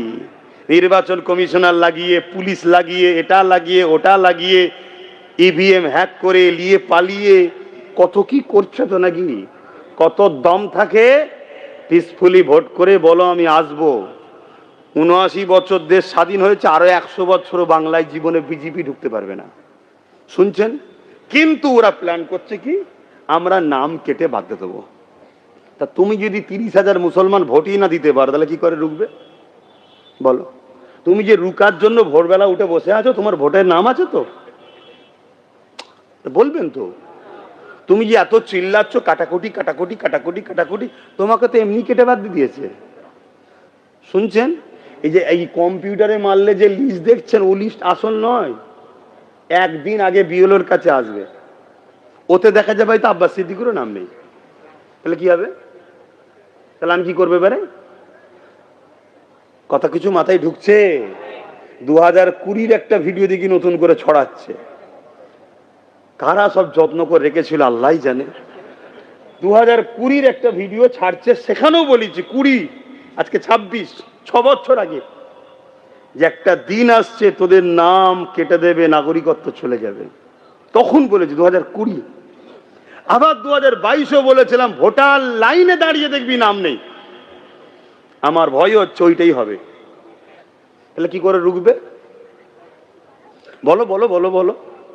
কিন্তু আজকে যদি ওই টেনশন থেকে, ওটা টেনশন একটা, ওটা রুখতে তো হবে 100%, কিন্তু ওই জায়গায় যদি একটু প্ল্যানটা ভালো করতে, যে চলো রুখতে তো হবে, যেখানে যেখানে কমসে কম আমাদের ভাই দাদা পীরের আওলাদ নওশাদ সিদ্দিকী দাঁড়িয়েছে, সেই জায়গায় কমসে কম 21-এর তাকে দিই, বাকি জায়গায় নাই ভাবা যাবে কোনি। আজ যদি নওশাদের গোটা 15-20 থাকতো, তাহলে আজকে আমাদের লড়াই হতো না? হতো না? এই এসআর টেসার এইসবগুলো করতে পারতো? তুমি খেয়াল করে দেখেছো, একবার করে দিল্লি করে গেছে, একটা করে সই করেছে, আর একটা করে সব ফাইল উদ্ধার করেছে। খেয়াল করে দেখেছো? একটা সই করে আলো, 32,000 চাকরি ক্লিয়ার হয়ে গেল। আমরা ভাবছি আমাদের সাথে আছে, কষ্ট হচ্ছে। আমি অনেক আগে বলেছিলাম টাকা রিপিট আর রিপিট। এই যে পকেটে রয়ে যান, দেখছেন না? এটা ক টাকা? আর এইটা একই। ও, এরা দুজন একই। যদি বুঝার হয় বোঝো, না হয় বিপদে পড়তে হবে। এইদিকে গান্ধীবাবু আছে আর এইদিকে রাইটাজ আছে, কথা বুঝে আসছে? কিন্তু এইটা কি? 500 টাকা। অর্থাৎ ছবিতে যেউনি গান্ধীবাবুর কোন দিকের গাল এখন ও দেখে লাভ নেই, গান্ধীবাবু আছে এইটাই জানি। আর এইদিকে কোন গেটটা আছে ও দেখে লাভ নেই, এইটা হলো 500 টাকা। তো এইটা হলো এরা দুজন একই। এখন কোনো ভালো ঘরের ছেলে যদি বলে যে ওসব অন্য কারোর দিকে তাকাওনি, তুমি আমার দিকে তাকাও, কোন বংশ থেকে তুই বংশ দেখাচ্ছ? তুমি তো বলেছিলে দুদিন আগে যে ফুরফুরাই মেলা হয়েছে, তোমার গালে চুনকালি নেই, তোমার গালে চুনকালি লাগে না? হ্যাঁ, তুমি কার পাল্লায় পড়ে এত খারাপ হয়ে গেলে? তুমি তো ভালো ছেলে, তোমার তো বাপ ভালো, মা ভালো, তোমার বংশ ভালো, খানদান ভালো, তোমার রক্তটাও ভালো। তুই কার সোহবতে পড়লি? জুম্মায় জুম্মায় এক সপ্তাহে এত বড় ডিগ বাজবি? দাদা হুজুরের রক্ত পানি করা, 250 বাতাসা দিয়ে আদম আলাইহিস সালাম থেকে শুরু করে পৃথিবীর শেষ দিন পর্যন্ত প্রত্যেকটা নরনারী ইমানদারের রুহের মাগফিরাতের জন্য ইসালে সওয়াব, মেলা নয়। তুই তখন পাওয়ারে এসেছিস, মেলা বলছিস? তাহলে পাওয়ারে এলে দাদা হুজুরে কি করবি? শুনছেন? পাওয়ারে এলে তাহলে কি করবি? তুই বংশ দেখাচ্ছিস। কথা কি গায়ে লাগছে নাকি? দাদা হুজুর আগে বাপ। আর আমি কতটা দাদা হুজুরকে ভালোবাসি একটা উদাহরণ দিচ্ছি। আমার নামে নলেজ সিটা করলে কারো কিছু বলার ছিল না, কেন জায়গা কিনে তোমাদের কাছ থেকে বলেছিলাম টাকা দাও, আবার টাকার হিসাব চাইছো অনেকে, শুনছেন তো নাকি? যা যে দেয়নি তাই চাইছে। হ্যাঁ, টাকার হিসাব তো রয়েছে, কে বলেছে নেই? যার দরকার, যে দিয়েছে, সে যদি নিতে যায় অবশ্যই নিয়ে নেবে, ঠিক তো নাকি? কিন্তু যে দেয়নি, তার এখানে কি দায়িত্ব আছে? তার এখানে রোল কি আছে? তুই কে? হ্যাঁ, তুই কে? তুই যে হিসাব লিখছিস। এখন আমি যদি বলি 10,000 মাদ্রাসার হিসাব কই, আমি যদি বলি ফুরফুরার রেলটা কই, ফুরফুরার উন্নত মানের পর্যটন কেন্দ্র কই? ডবল ডবল চাকরি কই? বলছেন না আপনি বলেছিলেন হসপিটাল করতে ভাঙরে, হসপিটাল কই? শুনছেন তো নাকি? আমি করতে পারিনি।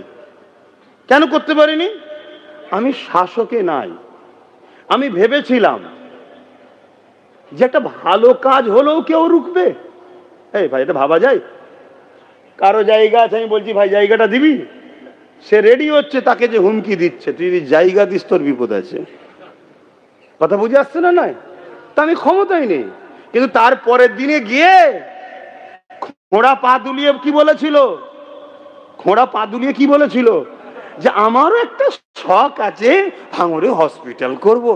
তা আব্বাস সিদ্দিকীর বক্তব্য খুব ভালোভাবে শোনে, তার মানে যে ও বলেছে আমায় বলতে হবে। হ্যাঁ, তা তুমি তো ক্ষমতায় আছো, পুলিশ তোমার, ডিএম তোমার, বিডিও তোমার, অলরেডি তোমার জায়গাও আছে, তুমি করলে না কেন? এখন কোনো কিছু পাইনি, দেখছে নওশাদের তো কিছু হচ্ছে না, কিছুতেই রুখতে পারছি নি। নওশাদের ভাইয়ের পিছনে লাগ। কি পেয়েছে? আব্বাস বলেছিল হসপিটাল, হসপিটালটা কই? শুনছেন তো নাকি? তো ভাইয়ের আমার কথায় কষ্ট পেয়েছে। আল্লাহর জাত পাকের কসম করে বলছি, দিলের মধ্যে যাররা পরিমাণ এ মেন্টালিটি নাই যে কাউকে ধোকা দিয়ে কিছু করে নেব। নবিয়ানা মেম্বারে বসে বলছি, আপনারা বিশ্বাস করেন তো নাকি? একজন ইমানদার যখন কোনো কথা বলে, আর একটা ইমানদারকে তার বিশ্বাস রাখা দরকার। তো আমার দিলে সাচ্চা নিয়ত ছিল, আছে, সত্যি করা দরকার। কথা বুঝে আসছে? কিন্তু আমাকে যদি জায়গা না পায় আমি কি করে করবো ভাই? কথা বুঝছেন না? বোঝেন না? আজকে অনেক ভাই কমেন্টে বলছে আমি দিয়ে দেবো। কমেন্টে কে কোথা থাকে? ফেক আইডি চলে না? চলে না? আমার নম্বর নেই, 82 নম্বরে ফোন করে কেউ বলতে পারছে না, তাহলে আমি তো কালকেই লোক পাঠিয়ে দেবো যে খুঁজলে। কথা কিছু মাথায় ঢুকছে? আমি অত কিছু জানি না, আমি ছোট্ট একটা কথা বলছি, সেটা হচ্ছে এটাই, একটা ছেলে আপনাদের সুখে দুঃখে বিপদে পাশে এসে দাঁড়িয়েছে, হ্যাঁ আর না? আওয়াজটা দিয়ে বলবেন কারা কারা হ্যাঁ বলছেন, একটু হাত তুলে দেখাবে। দিয়েছে হ্যাঁ কি না? তাহলে আজকে সেই জায়গায় যদি আপনারা তখন আমার কথা শুনতেন, তাহলে আজকে একটা কেস হয়েছে এসআইআর এর বিরুদ্ধে, জুলুম করার বিরুদ্ধে, যদি আজকে 15-20টা থাকতো আরো কেস বাড়তো না? বাড়তো না? এই বাংলায় সর্বপ্রথম কে বলেছে যে আগে ভোটার তারপরে ভোট? কই এই কথাতে এমনও তো বলেছিল যে রাজ্য সরকার যদি চায় কেউ না ওনার সাথ দিক, আমি সাথ দেবো, আগে ভোটার তারপরে ভোট। তো রাজ্য সরকার ওনার কথা মেনেছে। আর আজকে কি বলছে? ভিডিও দেখেছো? কি বলছে? যে তোদের নাম শুধু বাদ গেছে, আমার 40,000 বাদ গেছে। তা বাদ গেছে বাদ গেছে, আমার বয়ে গেছে। মানে হক কথা, হক কথা, জোরে বলবেন তো? হক কথা হক করে বেরিয়ে পড়েছে। তাহলে মানুষের নাম বাদ গেছে, ওনার কি যায় আসে? কথা ঠিকই প্রমাণ হলো তো? হ্যাঁ, হায় হায়, এ কথা বলছি কেউ খারাপ লিখছেন? ভাইরা মনে করতে পারেন হুজুর রাজনীতির কথা কেন বলছে? দুটো কারণ। প্রথম নম্বর কারণ হচ্ছে, যেটাকে আপনি রাজনীতি মনে করছেন, ইসলামের ভাষায় ওটা হলো জুলুম। ওই জুলুমের বিরুদ্ধে বলা এটা আমাদের জন্য ফরজ। শুনছেন? দ্বিতীয় নম্বর কথা হলো, ইসলামে ধর্মনীতি যেমন আছে, সমাজনীতি যেমন আছে, অর্থনীতি যেমন আছে, পরিবার নীতি যেমন আছে, ঠিক তেমন ইসলামে রাষ্ট্রনীতি, রাজনীতিও তেমন রয়েছে। আমি আমার ভালোবাসার বাপ মা দিগকে, আমি আমার কওমের মান্যওয়ালা দিগকে, আমার রাসূলের উম্মতি দিগকে যেমন ধর্মনীতি শিখাবো, সমাজনীতি যেমন শিখাবো, পরিবার নীতি যেমন শিখাবো, সম্প্রীতি মানব বন্ধন নীতি যেমন শিখাবো, ঠিক তেমনি আমি আমার কওমকে শিখাবো খবর খবরদার দেশের সঙ্গে গাদ্দারি করো না, দেশকে ধোঁকা দিও না, দেশের ক্ষতি করো না। কেননা দেশকে যে ক্ষতি করে, দেশের সঙ্গে যে গাদ্দারি করে, সে আমার রাসূলুল্লাহ সুন্নাতের বিরোধী করলো। যদি বলেন কেমন করে কথা বলছে, চলে আসেন চলে আসেন, আমার নবী আমাদের জন্য মডেল। লাকাদ কানা লাকুম ফি রাসূলিল্লাহি উসওয়াতুন হাসানা। নবী হলেন আমাদের জন্য মডেল, নবীকে আল্লাহ মডেল করেছে। নবীর মাতৃভূমি হলো মক্কা, আমাদের মাতৃভূমি হলো ভারত, তাই তো নাকি? নবী তিনার মাতৃভূমির জন্য কেঁদেছে, তিনার মাতৃভূমিকে দুর্নীতি, চোর, সন্ত্রাস মুক্ত, জুলুম মুক্ত করার জন্য আল্লাহ নবী অনেক সংগ্রাম লড়াই করেছে। তাই নবীর সুন্নাত হলো মাতৃভূমিকে জুলুম মুক্ত করা, দুর্নীতি মুক্ত করা, সন্ত্রাস মুক্ত করা, মাতৃভূমির বাসীদেরকে নিরাপদে রাখা। তাই আমি আপনাদেরকে বড় গলা লম্বা করে বলে যাচ্ছি, নবী পাকের সুন্নাত হবে আমার মাতৃভূমিকে, আমাকেও ভালোবাসা। কিন্তু আমরা দূরে থাকার দরুন, আজ সমাজ বিরোধীরা আসন নিয়ে দখল করে বসে আছে। আমরা লাঠিয়াল হওয়ার দরুন চরিত্রহীন চোর খুনিরা আজকে সমাজের আসন দখল করে বসে আছে, আর আমরা শুধু লাঠিয়াল হিসেবে, তেজপাতা হিসেবে ব্যবহার হচ্ছি। তাই আজ এই সমাজের বুকে 2021-এ সর্বপ্রথম এই বাংলার বুকে একজনই ভাবিয়েছে চেয়ারের একটা পায়া দরকার, সেটার নাম আব্বাস সিদ্দিকী। সেদিন থেকে আমার পিছনে সবাই উঠে পড়ে লেগেছে এবং কলিকাতার ময়দানে গিয়ে প্রকাশ্য বলেছি, আমি কারো দালালি করতে আসিনি, আমি এসেছি ভাগ নিতে। এই কথা বলাতে অনেকে বেজার হয়েছিল, কিন্তু আজ আপনাদেরকে বলে যাচ্ছি, যতদিন না ভাগিদারির কম্পিটিশনে আসবেন, আপনি তো ধ্বংস হয়েছেন।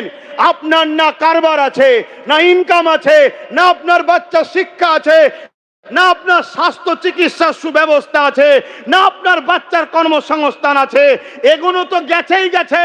আপনারা জেলে বেশি, কেসে বেশি, মারপিটে বেশি, জুলুমে বেশি, সব জায়গাতে আপনারা বেশি। এদিকে যেতে যেতে যেতে যেতে আজ আপনারা না জাগার দরুন আপনার মসজিদ নিরাপদে আজ নয়, আপনার মাদ্রাসা নিরাপদ নয়, আপনার কোরআন নিরাপদ নয়, আপনার দ্বীন নিরাপদ নয়। মনে রাখবেন, ইসলামের মাদ্রাসা যদি নিরাপদ না থাকে, কাল আপনার মা বেটি নিরাপদে থাকতে পারবে না। এ কথা বলে দিওয়াতে আমার অনেক মুসলিম নামধারী ভাইদের বুকে ব্যথা হয়েছে যে হুজুর এসব কথা কেন বলবে। হ্যাঁ, এই টাবিলটা কখনো থাকবে না যদি 4টে পায়া না থাকে। থাকবে কি গো, বলবেন তো? বেজার হচ্ছেন? একটু বলার স্বাধীনতা দেন। কেন এখন পরীক্ষা এসছে বলে একটু পরীক্ষালে একটু বেশি বলছি, আবার অন্য বিষয় বলা হবে কোনি। বলিনি কি রোজার আলোচনা করেছি না করিনি, মা বাপের আলোচনা করেছি না করিনি? আরে সব বিষয়ই তো আলোচনা হয়, কিন্তু এখন যেটা সবচেয়ে বেশি হচ্ছে জুলুম। তো জুলুমের বিরুদ্ধে একটু বেশি বলতে হবে তো নাকি? হ্যাঁ, এই যে আমি বসে আছি, 4টে পায়া ছাড়া কি বসা সম্ভব? 3টে থাকলে আমি বসতে পারতাম। হ্যাঁ, একদিকে হিলে থাকতাম। কি ঠিক না বেঠিক বলুন? তাহলে আমার বক্তব্য ক্লিয়ার। যদি কেউ বলে রুখতেই হবে, আমাকে দাও, তাহলে 5 বছর ধরে যখন বলছিলাম রুখতেই যখন তুমি চাও, তাহলে তুমি একা কেন? আমাকে ওদের ঘরেও পাহারাদার হিসেবে সাথে লাও।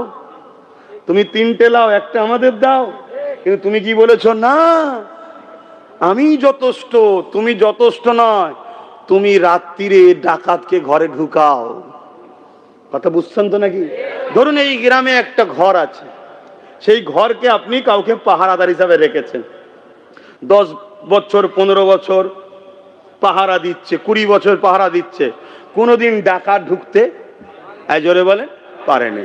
হঠাৎ করে সেই পাহারাদারকে সরিয়ে 2011-য় অন্য একজন পাহারাদারকে আনলে, আর আনার পরে শুধু ডাকাত ঢুকেই যাচ্ছে, ঢুকেই যাচ্ছে, ঢুকেই যাচ্ছে। তাহলে পাহারাদারের সঙ্গে ডাকাতের সেটিং আছে না? নাই?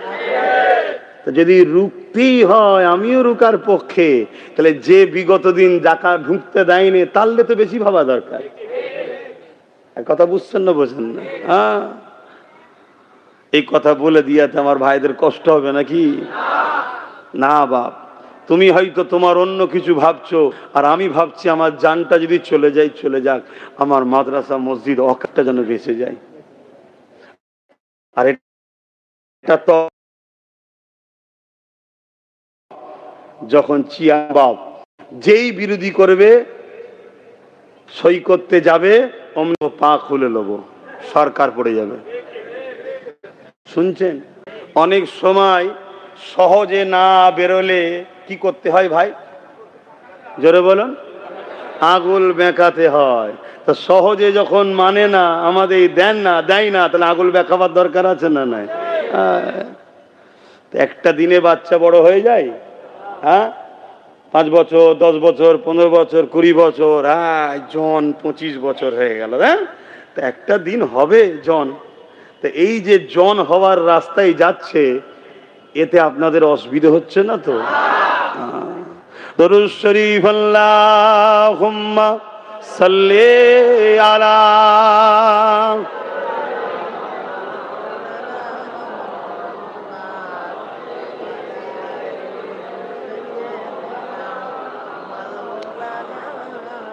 যাদের হৃদয়ে আছে আল্লাহর ভয়,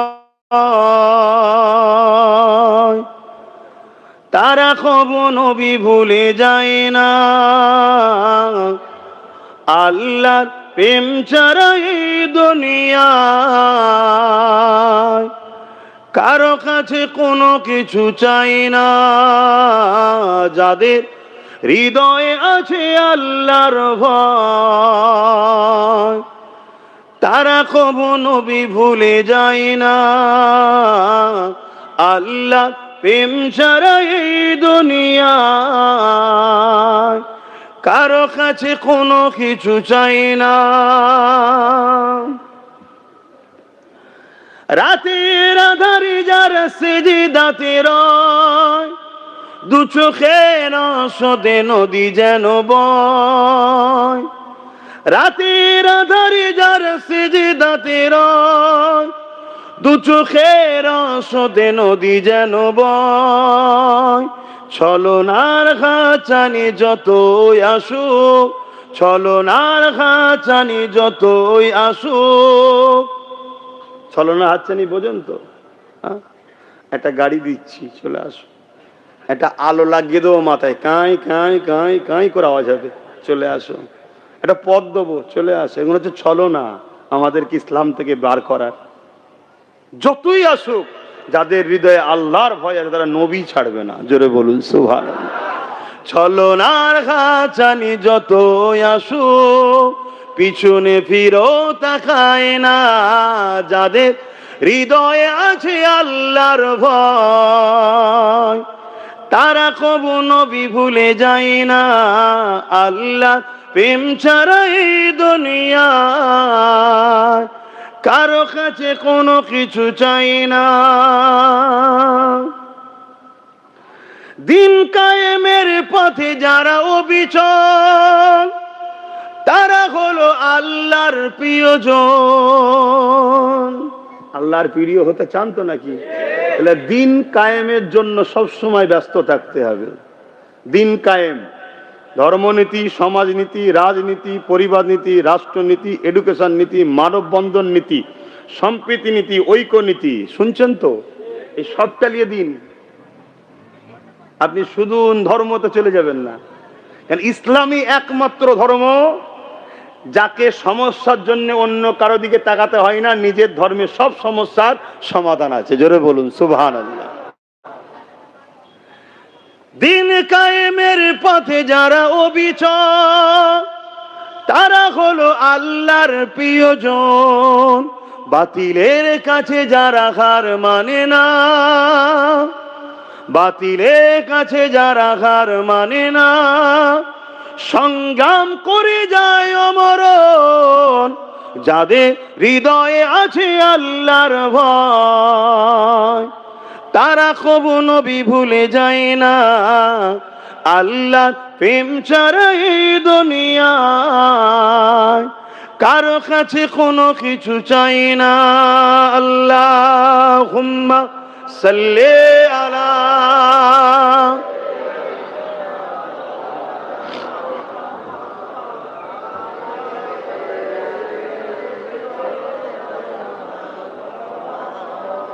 ভাইরা আমার, মনুষ্য জাতিকে ভালোবাসা ইসলাম না ইসলাম নয়? জোরে বলুন। আজ মনুষ্য জাতি বিপদে আছে না নাই? তাদেরকে বাঁচাবার চেষ্টা করা ইসলাম না ইসলাম নয়? তাদের হয়ে নিজের জাতিকে যাতে করে বাঁচানো যায় এই শিক্ষা দিয়ে একজন ধর্মগুরু হিসাবে দায়িত্ব আছে না নাই? তাহলে আমি বলতে চাইছি, মসজিদে ইমাম সাহেব জুম্মার দিন উস্কানোমূলক বক্তব্য দেয়, তো এই কথাটা বলা ঠিক করেছে না অন্যায় করেছে? এর বিষয়ে যদি মুখ না খুলতে পারে তাকে জিতিয়ে আমাদের কোনো লাভ হবে? কথা বলেন। তাহলে আমি দেখছি মৌলী সাহেব, আমি দেখছি হুজুর সাহেব, কিন্তু মসজিদে সাম্প্রদায়িক উস্কানোমূলক জুম্মার দিনের কথা যেন না হয়। এক্স মুখ্যমন্ত্রী, প্রাক্তন মুখ্যমন্ত্রী কয়েকদিন আগে বলেছে না বলেনে, এটা আমার আল্লাহর ঘরের নামে মিথ্যাচার ছড়ালো না ছড়ালো না? এটা ইমামদের নামে মিথ্যাচার ছড়ালো না ছড়ালো না? আশা রাখি এই বিষয়কে নিয়ে ইমামদের মসজিদে আওয়াজ তোলা দরকার, যে যারা বলে ইমামরা সাম্প্রদায়িক কথা বলে, উস্কানিমূলক কথা বলে, এ মুসল্লিরা তাদেরকে ধিক্কার জানানো দরকার। এতটুকু তো বলা দরকার আছে না নয়? কিন্তু আজকে কোন ইমাম, কোন মুফতি, মৌলানা, পীর, পীরজাদা বলবে জানি না, আমি আব্বাস সিদ্দিকী নবীর গোলাম, কিয়ামতের দিনে আমার আব্বা আমাকে বাঁচাতে পারবে না, আমার মা আমাকে বাঁচাতে পারবে না, আমি কিয়ামতের দিন জান্নাতে যাব, এই আশা নিয়ে বসে আছি, আমার রাসূলুল্লাহ আমায় জান্নাতে নিয়ে যাবে। সেই নবীর দিনের মসজিদ, সেই আল্লাহর ঘর, ওই ঘরকে নিয়ে যে মিথ্যাচার ছড়ায় তার বিরুদ্ধে বলা দরকার আছে না নাই? তাই জাতিকে বলবো, যারা আমার মসজিদকে বলে উস্কানিমূলক কথা ছড়াবার জায়গা, ইমামের গায়ে দাগ লাগায়, এদের সাথে সাথ দিও না, দিও না, দিও না। প্রকাশ্য দুশ্মনকে চিনা যায়, প্রকাশ্য দুশ্মনকে চিনা যায়, কিন্তু বন্ধু সেজে দুশ্মনরাই বড় গাদ্দার হয়। ছুরি আপনজনরাই পিঠে মারে, ঠিক তো নাকি? তাই সতর্ক করছি, এদের এই বলার স্পর্ধা হয় কি করে? এই ক্ষমতাতে এরা বলতে পারছে এদের হাতে রাজ পাওয়ার আছে, তাই এদের বিরুদ্ধে সাধারণ আলেম উলামা বললে জেলে ভরে দেবে। আলেম উলামাদের দিল ব্যথা, অনেক কষ্ট পাচ্ছে অনেক ইমামরা, কিন্তু মুখ ফুটে বলতে পারছে না, কেন মসজিদ কমিটির মধ্যে দুটো একটা কথা বুঝছেন না, বোঝেন নেই? তাহলে তোরা যদি চিটিংবাজি করে জালিমের পক্ষ নিয়ে আল্লাহর ঘরের দায়িত্ব নিতে পারিস, তাহলে আমি হুজুর রাজনীতির দায়িত্ব নিতে হবে, ঠিক না বেঠে? কেন তুই আল্লাহর ঘরের দায়িত্ব নিলি কেন? তোর কাজ তো রাজনীতি, সরে যা। তোর কাজ তো তোর মানুষের নিয়ে রুজি রুটির কথা বলা, ওইদিকে থাক। তাহলে আমি হুজুর এসে নামাজ রোজার কথা বলবো? কথা শুনছো তোমার ভাইয়েরা? বলো আমার কথাই তোমরা কি অমত হচ্ছ? তুই যখন আমার মসজিদকে আঘাত দিবি তাহলে আমায় বলতেই হবে নাকি? হ্যাঁ, তোমার পাওয়ার আছে, সেই পাওয়ারে তুমি বলছো। আর আজকে এদের বিরুদ্ধে যারা বলেনে তাদের ওপরে ভরসা করলে হয়? অলরেডি তো বলছে, মা কি ছেলের কথা ফেলতে পারে? লজ্জা। এরপরও দোয়া করি আল্লাহকে হেদায়েত করুক, বলুন আমিন। আল্লাহ হেদায়েত করুক। তা তুমি আজকে এই বিষয়টার বিরুদ্ধে বলে একটা বলো তো বাইর দিতে, তোমার কথা কেমন শোনে দেখি মা, যে আপনি যেটা বলেছেন এই কথাটা আপনি ভুল বললেন, আগে যা হয় তখন আমি ছিলাম না, যা হবার হয়ে গেছে, চলো আমি আশাকালীন তুমি এ কথা বললে কি করে? হ্যাঁ, অতএব তুমি বাইট দাও যে মসজিদে উস্কানিমূলক কথা বলাটা আমার ভুল হয়েছে, ওটা স্লিপ বেরিয়ে গেছে, আমি কথাটাকে উইড্রো করে নিচ্ছি। দেখি তো তোমার কথাই তোমার। তাহলে তোমার যদি এই কথাটা না নাই, তা তুমি জিতার পরে তোমায় দেবে নাকি? হ্যাঁ, ওই যাক মৌলানাকে রেখে দিয়েছে এরকম তোমায় করে দেবে, তা তোমাকে জিতি আমার কি লাভ? কথা বলো। ওর থেকে নেতৃত্ব তো দেবে না ওসাদ। 4 জন হোক, 5 জন হোক, 10 জন হোক, 20 জন হোক, সবার মাথায় কে বসে আছে? সে তো চালাবে। আর তার মাথায় কি আছে জানেন তো? খাতারনাক লোক বসে আছে। কাউকে চিনিনি আমি, তোমার ভাইকেও চিনিনি। ভেজা গরম হয়ে গেলে আমি কাউকে বুঝিনি। ও আমার সঙ্গে কথা বলতে ভয় করে।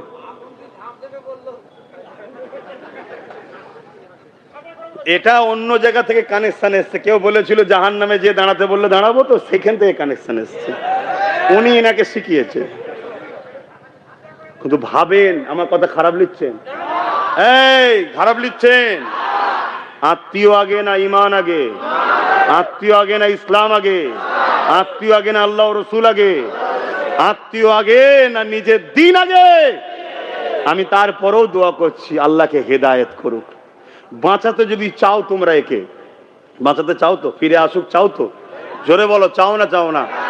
যত ভালো ঘরের ছেলে, ভুল করে ফেলেছে, গালিগালাজ করবে না, খারাপ কথা বলবে না, এ ফিরে আসুক, এটা চাও না চাও না?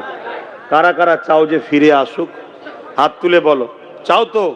সোজা রাস্তা বলছি, সোজা রাস্তা। একে হারিয়ে দাও। দিদি বলো কেন? উত্তরটা লাও, কেন? এ যখনই হেরে যাবে একে আর গুরুত্ব দেবে না। শুধুমাত্র এই মুখটাকে দেখিয়ে মুসলিম জাতির কাছে নিয়ে দেখা চাই, দেখো হুজুর আছে গো আমার সাথে, হুজুর আছে গো আমার সাথে। কেন? ও বুঝে নিয়েছে আমার পাশ থেকে হাওয়া, মুসলমান পালিয়েছে, সব নওশাদের দিকে পালাচ্ছে। আর নওশাদের আর একজন বড় ক্ষতি করেছিল, একজন খোদা তাকে মেরে দিল, দেখলেন তো? দেখেছেন না? ও নওশাদের বিরাট বড় ক্ষতি করেছিল। না হয় ওখান থেকে আমরা যত কমই হোক 5-6টা পেয়ে যেতাম। বিরাট বড় ক্ষতি করেছিল, কিন্তু মুখ ফুটে বলতে পারিনি। শুধু বলেছিলাম কেউ আসলে ভালো কথা, কিন্তু সহজে ইমামতির জায়গাটা দিও না। বলেছি না বলিনি? আল্লাহ রসুলের হাদিসও বলেছিলাম কি? আল্লাহ নবী বলেছেন পাহাড় সরে গেছে বিশ্বাস করো, মানুষ পরিবর্তন হয়েছে বিশ্বাস। বলেছিলাম না বলিনি? কথা বুঝে আসছে? কেন বেশি কিছু বলতে পারছিলাম না? একটা আবেগ ছিল। বোকা মুসলমান বুঝবে না, গালিগালাজ করে ফেলবে। কিন্তু আমি জানতাম যে বিরাট বড় ফাঁসাচ্ছে। খোদা আজকে দেখো প্রমাণ করে দিল। কথা মাথায় ঢুকছে? হ্যাঁ বাপ, আমার কথা স্পষ্ট। এটাও যদি তোমরা কেউ নারাজ হও, আল্লাহর জাত পাকের কসম কথা বলছি, আমি কাউকে খুশি করার জন্য কথা বলিনি। যদি খুশি করার জন্য কথা বলতাম, তাহলে এইটা আল্লাহ জড়ো করাতনি আমার। খেয়াল করে দেখো, একভাবে 7-8 বছর ধরে চলছে এরকম ধর। কথা কি আমি ভুল বলছি? এক জায়গায় আল্লাহ আমাকে রেখেছে। আল্লাহ যেন মরণ পর্যন্ত এক জায়গায় রাখে। আব্বারা বলুন আল্লাহুম্মা আমিন। তাতে হায়াত কেটে লিক আল্লাহ, বেশি বছর বাঁচতে হবে না। কালকে মেরে দেয়, মেরে দিক। গাদ্দার হয়ে যেন না মরি, বেঈমান হয়ে না মরি, গুস্তাখে রাসূল হয়ে না মরি। কেননা ওই মরণটা কবরে আযাব হবে, ওই মরণে পরকালে নাজাত নয়।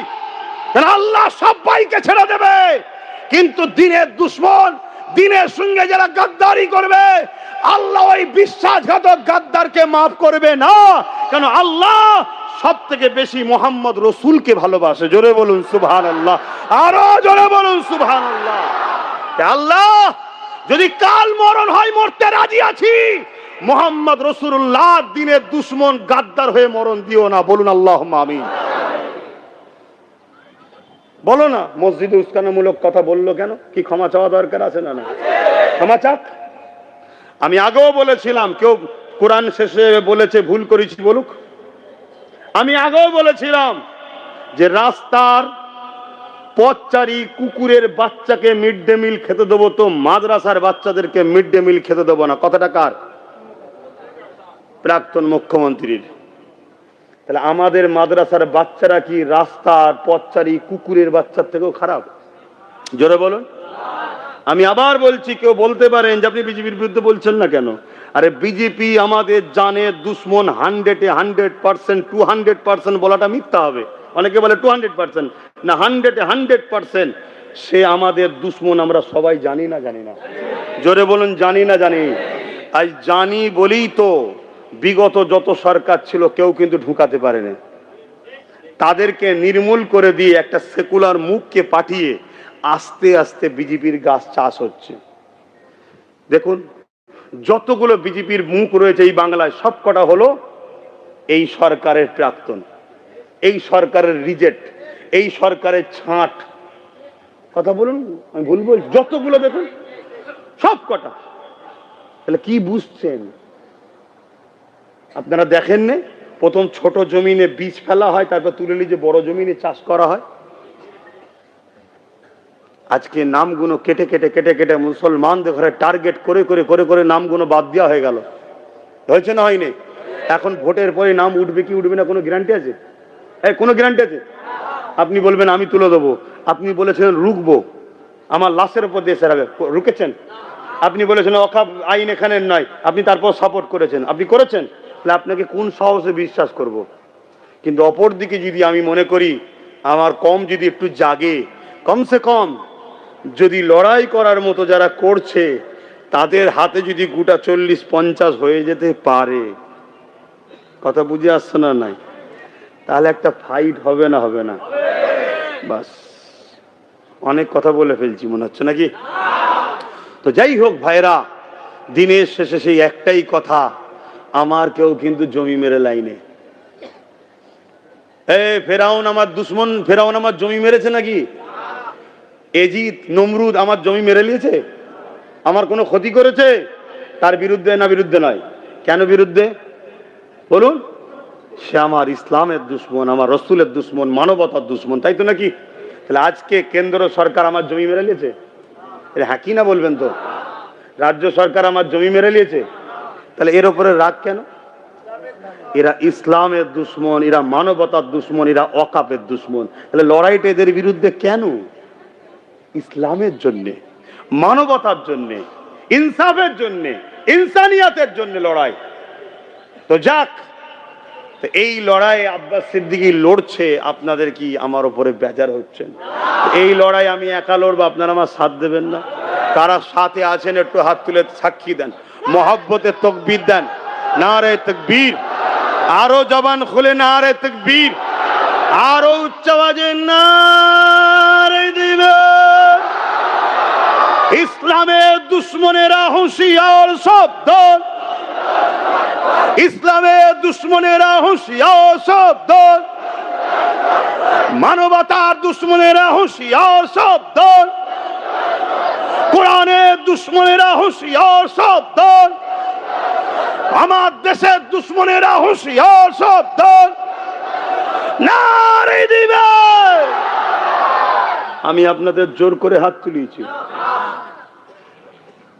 তাহলে একটা হাদিস বলেছি, আবার একবার বলছি, শুনবেন না? মিশকাত শরীফের হাদিস বারবার বলছি, আবার বলছি। আচ্ছা তার আগে আর একটা হাদিস বলি। আচ্ছা ঈমান আছে না নাই বুঝবেন কি করে? ঈমান, খুব কথাগুলো মনে দিয়ে শুনবেন। আর 10টা মিনিট সময় নেবো, অসুবিধা আছে? 10 মিনিট, 10 মিনিট বলি ইমাম সাহেব, 10টা মিনিট না, নামাজের ব্যাপার আছে। শোনেন না, দেরি হয়ে যাবে। ঈমান আছে না নাই, আপনি কে কি দল এখনো করছেন সব ছেড়ে দেন, মন দিয়ে কথাটা শোনেন। নিবার হয় নেবেন, না নিবার হয় না নেবেন, কিন্তু শুনতে তো আপত্তি নাই, ঠিক তো নাকি? মানুষ মাত্র ভুল হয়। আমার কওমের ভাইরা যারা অন্য অন্য দিকে আছো, চলে আসো। সমীক্ষা দেখাচ্ছে 41%, 32% আর 27%, দেখেছেন তো নাকি? 41 আমি, লজ্জা নেই, আমি স্বীকার করছি। আমি এখানে জানেন, দেখেছেন না দেখেন না? 41 আমি। অতএব ভাই এদিক ওদিক না করে চলে আসেন, চলে আসেন। মনে রাখবেন আমি আপনাদেরই, কিছু হলে একটা ফোন করলেই পাবেন। প্রতি জুম্মায় দরবারে বসে থাকি, দেখা হয় না? হয় না? আমি পীর ফকির মানুষ বাপ, বসে থাকি, সবাই আমার সঙ্গে কথা বলে, সবাই দেখা করে। তো মন দিয়ে শোনেন, ঈমান আছে না নাই? আম্মা বোনেরা মন দিয়ে শোনেন, আপনাদের ছেলে আপনাদের ভাই বলতে শোনেন, আর রেকর্ড হচ্ছে। ঈমান আছে না নাই বুঝবেন কি করে? আল্লাহ রসুলকে এক সাহাবী জিজ্ঞেস করলেন, হুজুর বললেন যদি কেউ ভুল করার পরে, এখানে মৌলানা সাহেবরাও রয়েছে, কথা দেখবেন, ভুলে ধরিয়ে দেবেন, কোনো অসুবিধা নেই। হুজুরের ছেলেকে ধরাবো এই করে করতে শেষ করে ফেলেছেন। হ্যাঁ, সবার সামনে বলতে অসুবিধা, পার্সোনাল বলতে কি অসুবিধা আছে? সবার সামনে নাই বললে যদি মনে হয় বেউজ্জতির ব্যাপার আছে, তো পার্সোনাল তো বলতে পারেন। আমাকে যারা ভালোবাসে, আমার মিস্টেক হলে তারা পার্সোনাল এসে বলে আপনার এটা মিস্টেক হয়েছে, বলে আবার বলে কিছু মনে করলেন না তো? আমি যে এই যে বললেন এটা খারাপ লাগলো, কিছু মনে করার কি আছে? আমি তো মানুষ, আমি ভুল করে জাহান্নামে যাবো আর আপনি দেখছেন আপনি ভালোবাসেন না, আপনি আমার দুশ্মন, ঠিক তো নাকি? আর যদি সত্যিই ভালোবাসেন তাহলে জাহান্নামে যাওয়ার কাছ থেকে আমাকে রুখতে হবে, আমার ভুলটাকে বলতে হবে আপনার এটা ভুল হচ্ছে। এবার সবার সামনে বললে যদি মনে হয় যে এটা একটা বড় পরিবারের ছেলে, মানুষ মানে, সবার সামনে বললে কে কি মানে নিতে পারে, পার্সোনাল ডেকেও তো বলা দরকার, ঠিক না বেটি? আরে আমি মানুষ রে বাবা, ভুল আমার দ্বারা সম্ভব। এই যেমন আজকে বলছি, হয়তো এ ভাববে যে আমার ক্ষতি করছে, না, তুই যদি আল্লাহ আল্লাহ করে হেরে যাস বেঁচে যাবি তুই, না হয় তোকে যে কি কি খারাপ কাজ করাবে তুই বুঝতে পারছিস নি, দেখলি নি? একজনকে বলছে আসো নমস্কার বলো, ও জানে না, ও জানে না, ও তো ঘুমটা দিয়ে মসজিদে ঢুকে সালাম দেয়, তা তুই এখানে কেন বললি? তুই বলতে পারতিস যে আপনি সালাম দেন, কি বলতে পারতিস না? না, ইচ্ছা করে করে বেঈমান করছে, এদের টার্গেট, এদেরকে বলা হয় তাগুদি শক্তি। এদেরকে কি বলা হয়? তাগুদি শক্তি, যারা ক্ষমতার জোরে ইসলাম থেকে মানুষকে সরায়। কথা বুঝে আসছে? দেখলেন না? তারপরে ব্যতিক্রম যেটা হয়েছে ওটা আমি বলবো না, কেন বেচারি পুরো ফেসে গেছে। না, ওই হাত ধরাটাকে আমি সমালোচনা করবো না, না না না না, ওটার সমালোচনা করবো না। ওগুলো বুঝতে হয়, কারো ব্যক্তি রাগ করতে হবে না। এটা হলো ইসলাম বিরোধী কাজ করে ফেলেছে। বলবেন ওটা কি বিরোধী নয়? ডাক্তারখানায় গেলে অনেক লেডিস ডাক্তার আপনার হাত চিকিৎসা করে না, করে না, ওটা ব্যতিক্রম নাচার। বাস স্ট্যান্ডে গেলে একেবারে গায়ে গা থেকে যায় না, যায় না, এটা নাচার। তো ও বেচারি একদম ফেসে গেছে, কথা বুঝে আসছে? ওইটা নিয়ে আমি তর্ক করবো না। কিন্তু আপনি তো বলতে পারতেন যে বুকে হাত দিতে পারতেন, হাত লাড়াতে পারতেন, ঠিক না বেঠিক? এটা তো করতে পারতেন, কিন্তু না, আমি আপনারও দুশ্মন নয়, যদি খবর যায় আমি আপনারও দুশ্মন নই, আমি আপনার ভালোর জন্য বলছি। যে সহবতে যাচ্ছেন এরা আপনাদের ঘরে বেঈমান কাফের বানিয়ে ধ্বংস করে দেবে, এদের থেকে দূরে সরে যান। তা আমিও এর দুশ্মন হিসেবে বলছি না, একে আমি ভালোবাসি, বাঁচাবার জন্য বলছি। এ যদি হেরে যায় একে আর কোনো দাম দেবে না। দেখছেন না, আমার বাড়ির একজন খুব করেছিল, অনেক অবদান আছে, আছে না নাই? আসার পিছনে 50% অবদান তার ছিল। হ্যাঁ, তেনার সঙ্গে আমার অনেক মতনৈক্য ছিল আর ছিল, কিন্তু কোনোদিন আমি তেনার বিরুদ্ধে বলেছি একটাকেও দেখাতে পারবে না, না না না না, অত সহজ নয়। আমি জানি ভুল হচ্ছে, কাল সে ভুল বুঝবে, কিন্তু মর্যাদার জায়গায় যদি চটিয়ে ফেলি আর এক জায়গায় হওয়া যাবে না। কথা বুঝে আসছে? তা আজকে দেখুন তেনাকার পুষছে কি, কেন পুষছে না? দেখে নিয়েছে এনার পাশে লোক নাই, তাই একটা নতুন মুখ দরকার, নতুন মুখ নিয়েছে, দেখার চাই। দেখো, দেখেছো, দেখেছো, এই হচ্ছে ব্যাপার, এরা ব্যবহার করছে শুধুমাত্র। তো যাই হোক, আমি কোন কথা বলছি, ঈমান আছে না নাই। সাহাবা হুজুররা জিজ্ঞেস করছে, আরে বাবা ওসব ছোট ছোট জিনিস কেন তর্ক করছে? ছোট ছোট জিনিস, ইসলামকে নিয়ে কথা বলো, ব্যক্তি আক্রমণে যেও না, আমার দিনের দুশ্মনী হচ্ছে, এটা নিয়ে কথা বলো।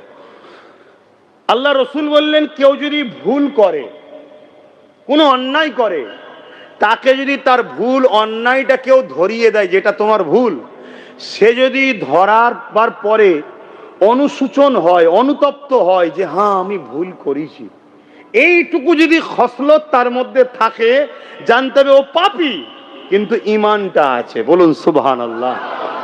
ধরুন একটা ছেলে গান শুনেছে, এখন আমি বলে গান শোনা গুনার কাজ, এখানে বসে বসে হয়তো শুনছে, যদি যার যার মনের মধ্যে হচ্ছে হ্যাঁ আমি ভুল করে ফেলেছি, আল্লাহ মাফ করে দিও, হয়তো কালকে আবার শুনবে, আবার হয়তো কেউ ধরিয়েছে, আবার বললো না আমি ভুল করেছি, এর মধ্যে ঈমানটা এখনো বাকি আছে, ঈমান চলে যায়নি, কিন্তু পাপীও।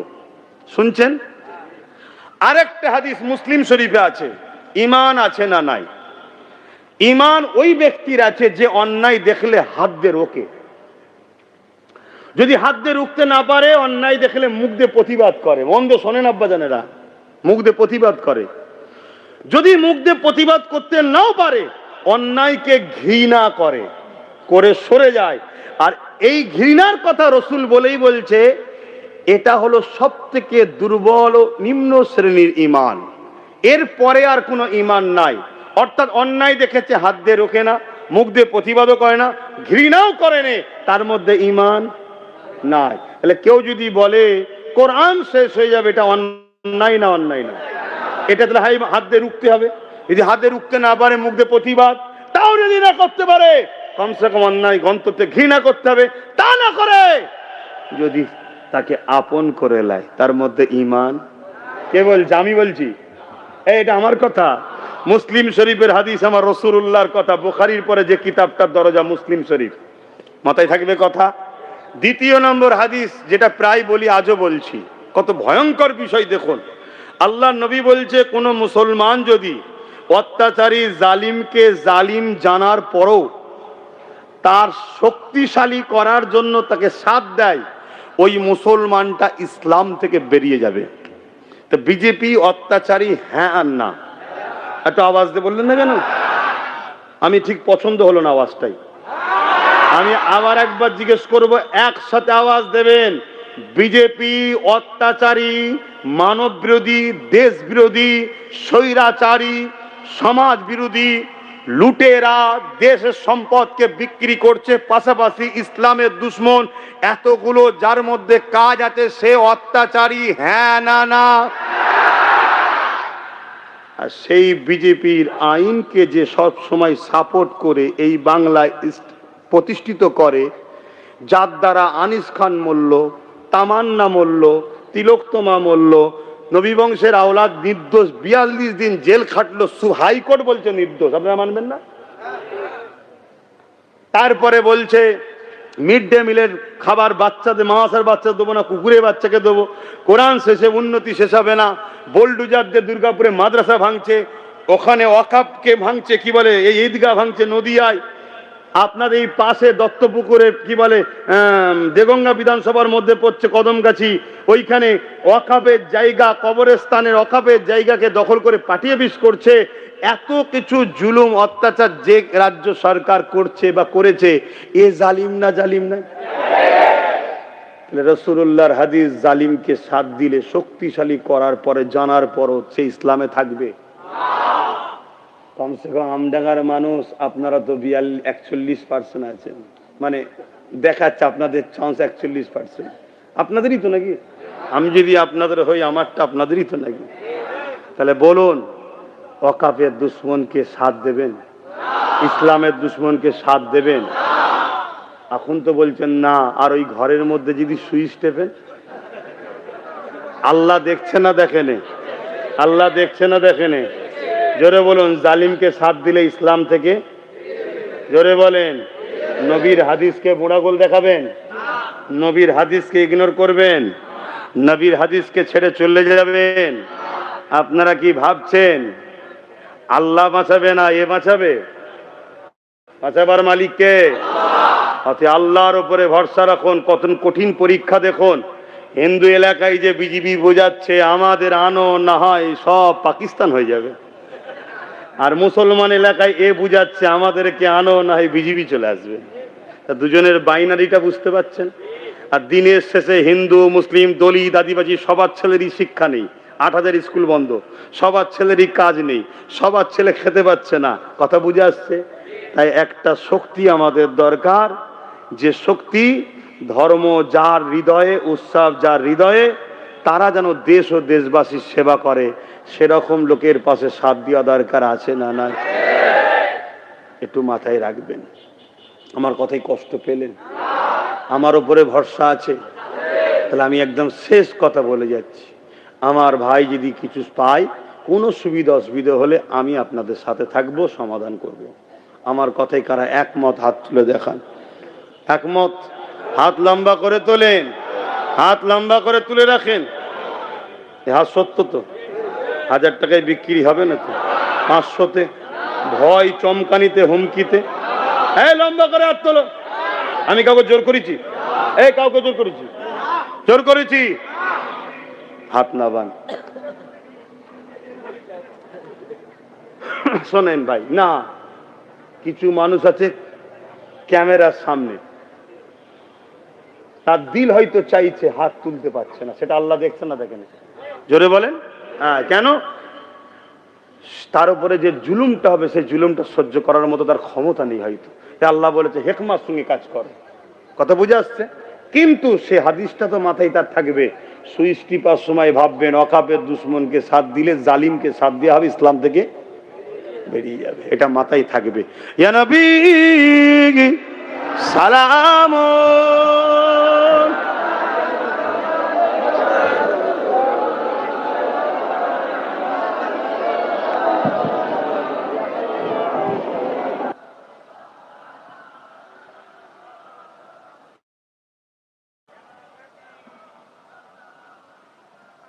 ভাইরা আমার, একটা প্রোগ্রাম করার চিন্তা ভাবনা গত বড় বলেছিলাম, আজকে বলছি, চেষ্টা চলছে। 30শে চৈত্র, আজকে কতই চৈত্র? 27। 30শে চৈত্র একটা চেষ্টা চলছে, সম্ভবত সাধনপুর মাঠে হতে পারে। এসআইআর এবং অকাপ, মানুষের হয়ে কথা বলতে হবে। সবাই দেখুন চুপ, তাই না? হ্যাঁ, তা আমি যতটুকু পাচ্ছি বলছি, সোশ্যাল মিডিয়ায় দেখছেন তো নাকি? হ্যাঁ, আমি লড়ছি। তো সেই জায়গায় যদি খবর পান, 1 ঘন্টা সময় দেওয়া যাবে না?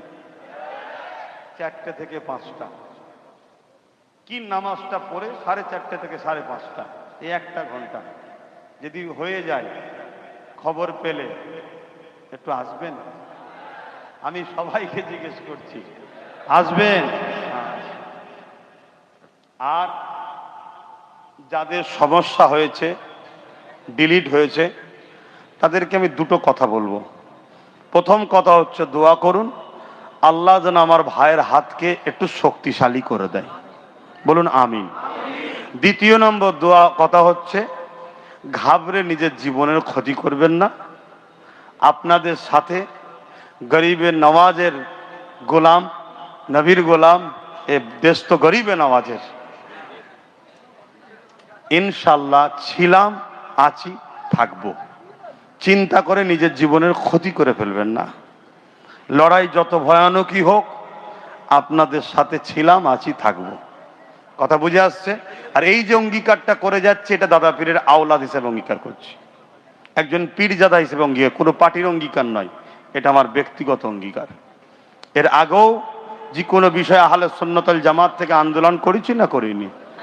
এবারে আমি অনেক ব্যস্ত থাকি ভাই, ইচ্ছা থাকলেও, এই যেমন দেখেন না, এখন ইচ্ছা যাচ্ছে একটু নাবি, বুঝতে পারছেন তো নাকি? ইচ্ছা যাচ্ছে একটু নাবি,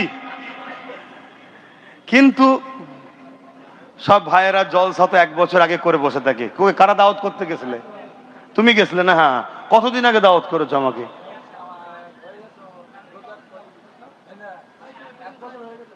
মানে গত বছর রোজার পর, এই রোজা নয়, গত বছর যে রোজা চলে গেছে, সেই রোজার পরে পরে গিয়ে দাওয়াত করেছে।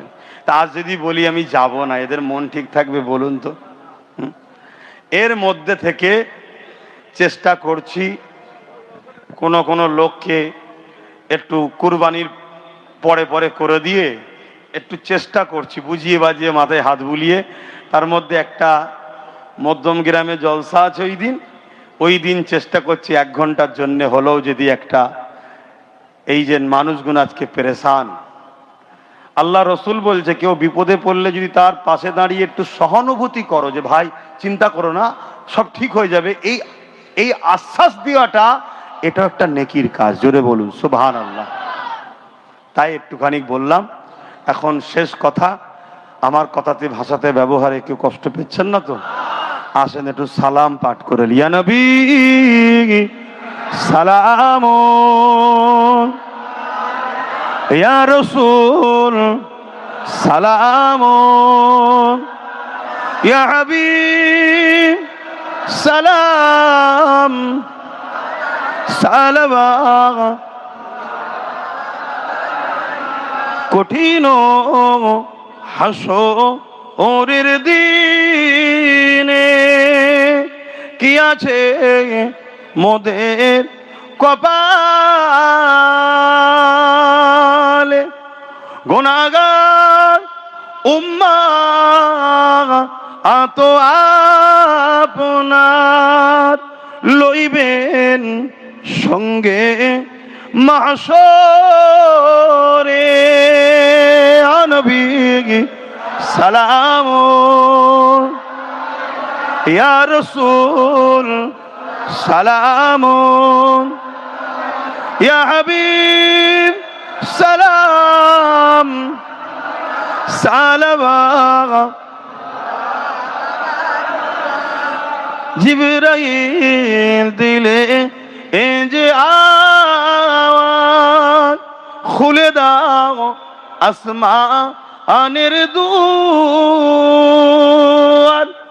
এসেছেন নবী ঈদের সরদার করিতে আল্লাহ আরো দিদার নবী সালামুন ইয়া রাসূল সালামুন ইয়া হাবিব সালাম সালাওয়াতুল্লাহ।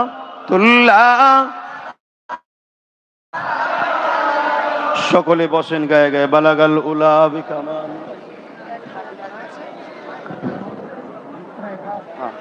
বাপজান ভাইরা বিসমিল্লাহ শরীফের সঙ্গে দরুদ শরীফ সূরা ফাতিহা ইখলাস শরীফ এখনই দোয়া হবে। আর এই ছেলেরা যাচ্ছে, যার যা খুশি একটু শরীক হন, যার যা খুশি শরীক হন। কি আব্বা দেবেন না একটু? ভাইরা যার যা খুশি দেন, যার নেই আলাদা কথা, থাকতে ফিরিয়ে দেবেন না। এটা বন্ধ হলো কি দেখেন?